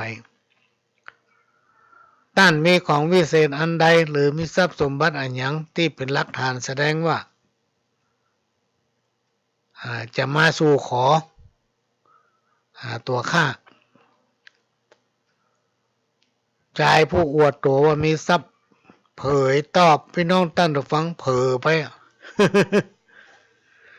ได้ตอบพระราชธิดายังภาคภูมิใจว่าเจ้าหญิงบ่ต้องทรงวิตกถ้าเจ้าหญิงได้อภิเษกสมรสกับข้าแล้วเจ้าหญิงจะทรงเป็นพระธิดาที่มั่งคั่งที่สุดในโลกเจ้าหญิงทรงอยากจะได้อย่างก็จะได้อันนั้นสมใจสมดังใจนึกทุกประการเพราะว่าตัวข้านี้มีแก้วสารพัดนึกเมื่อพระธิดาทรงหูพี่น้องท่านผู้ฟังชายผู้มีแก้วสารพัดนึกเผอบอกไปว่ามีแก้วสารพัดนึกก็ได้อย่างก็ได้หมดเมื่อเจ้าหญิงทรงรู้ก็ลากลับไปในพระราชวังแล้วก็กราบทูลเพื่อพระราชาทรงทราบต่อมาวันรุ่งขึ้นเป็นวันที่5พี่น้องท่านผู้ฟังหรือว่าครั้งที่5พญาเจ้าเมืองหรือพระราชาก็เสด็จด้วยพระองค์เองพอไปถึงก็ขอแก้วสารพัดนึกจากชายผู้มีทรัพย์เขาก็จำเป็นต้องนำเอาแก้วสารพัดนึกนั้นออกมาถวายพอวันที่6หรือว่าครั้งที่6พระราชาก็ใจให้อำมาตย์มาขอผ้าไหมที่ละเอียดอ่อนเหมือนควันไฟมาถวายพระธิดาพอชายผู้มีทรัพย์ตอนนี้มันมีแก้วสารพัดนึกแล้วก็หาผ้าแพรไปถวายพระราชาบ่ได้จึงตกเป็นทาสคอยตั้งหน้ามือพระธิดาส่งหรืออาบทำไปเรื่อยๆจนกว่าพระธิดาจะพิเศษสมรสตกเป็นข้าใจส่วนสหายทำคนหนึ่งพี่น้องท่านผู้ฟังก็คือชายผู้ที่มีปัญญาซึ่งได้แยกทางกันแล้วก็มุ่งหน้าเดินทางไปยังเมืองปาราณสีเมื่อเดินทางผ่านเข้าเมืองไปปรากฏว่าเมืองปาราณสีตึงเมืองพี่น้องท่านผู้ฟังเงียบเป็นเหมือนดังเมืองล้างบ่ป้าไผซักคนบ่มีคนเลยว่าจะไปตั้งใดในเมืองปาราณสีก็พบปะคนทำเพื่อแปลกใจในขณะที่เดินไปถึงใต้เมืองพี่น้องท่านผู้ฟังก็ได้ปะแม่หญิงชราคนหนึ่งนั่งหน้าตาเศร้าหมองอยู่หน้าบ้านแล้วก็ร้องไห้ไปด้วยชายผู้มีปัญญาก็สงสัยก็เลยสอบถามไปว่ายายเป็นจะได้ถึงมานั่งโศกเศร้าร้องไห้อยู่หน้าบ้านมีหยังแล้วคนในบ้านในเมืองเขาไปไหนกันหมดปล่อยให้บ้านให้เมืองเป็นเหมือนเมืองล้างมีอย่างเกิดขึ้นในเมืองนี้กะแม่หญิงชราก็ตอบไปว่าพ่อหนุ่มเอ้ยจะมาให้ยายโศกเศร้าร้องห่มร้องไห้จะใดยายมีลูกสาวคนเดียวอยู่กัน2 แม่ลูกวันพรุ่งนี้เมื่อเจ้า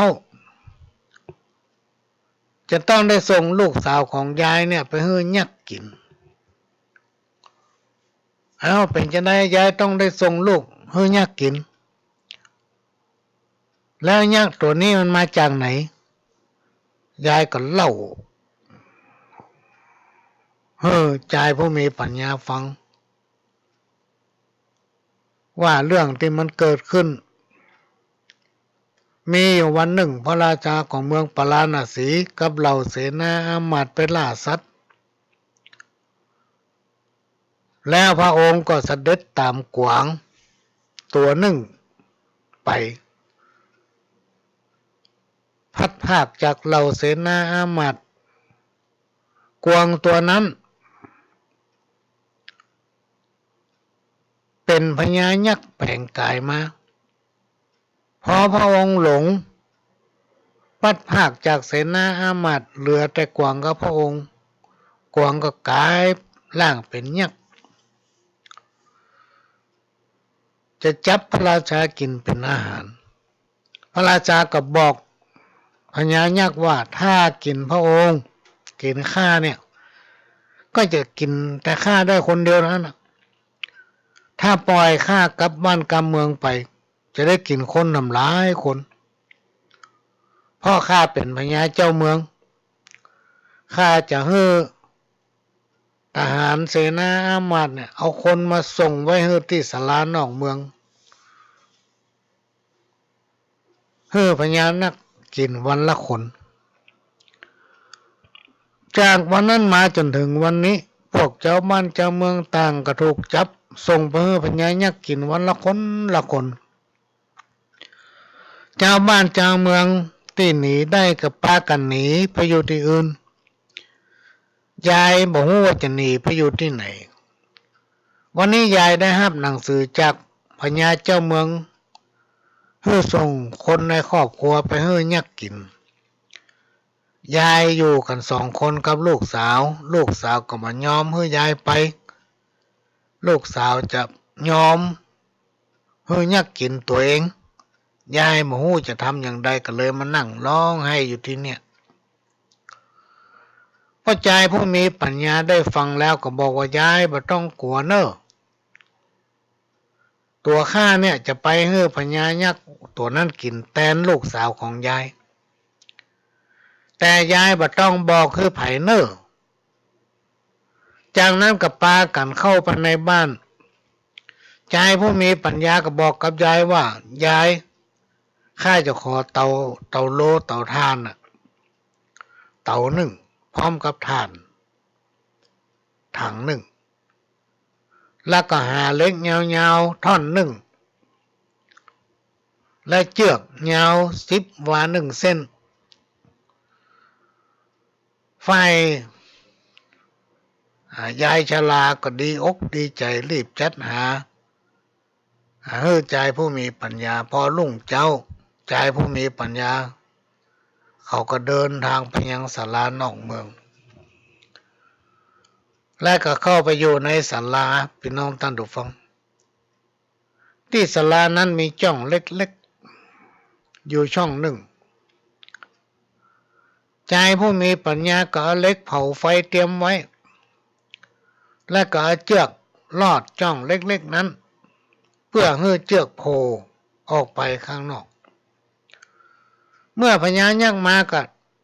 มาถึงก็หันเชือกแล้วก็ถามว่าไผอยู่ทางไหนใจผู้มีปัญญาก็เอิ้นตอบว่าข้าคือโลกาวิทูดูขนหน้าแข้งของข้าแมนออกไปให้ลอยพญายักษ์สงสัยก็ถามว่า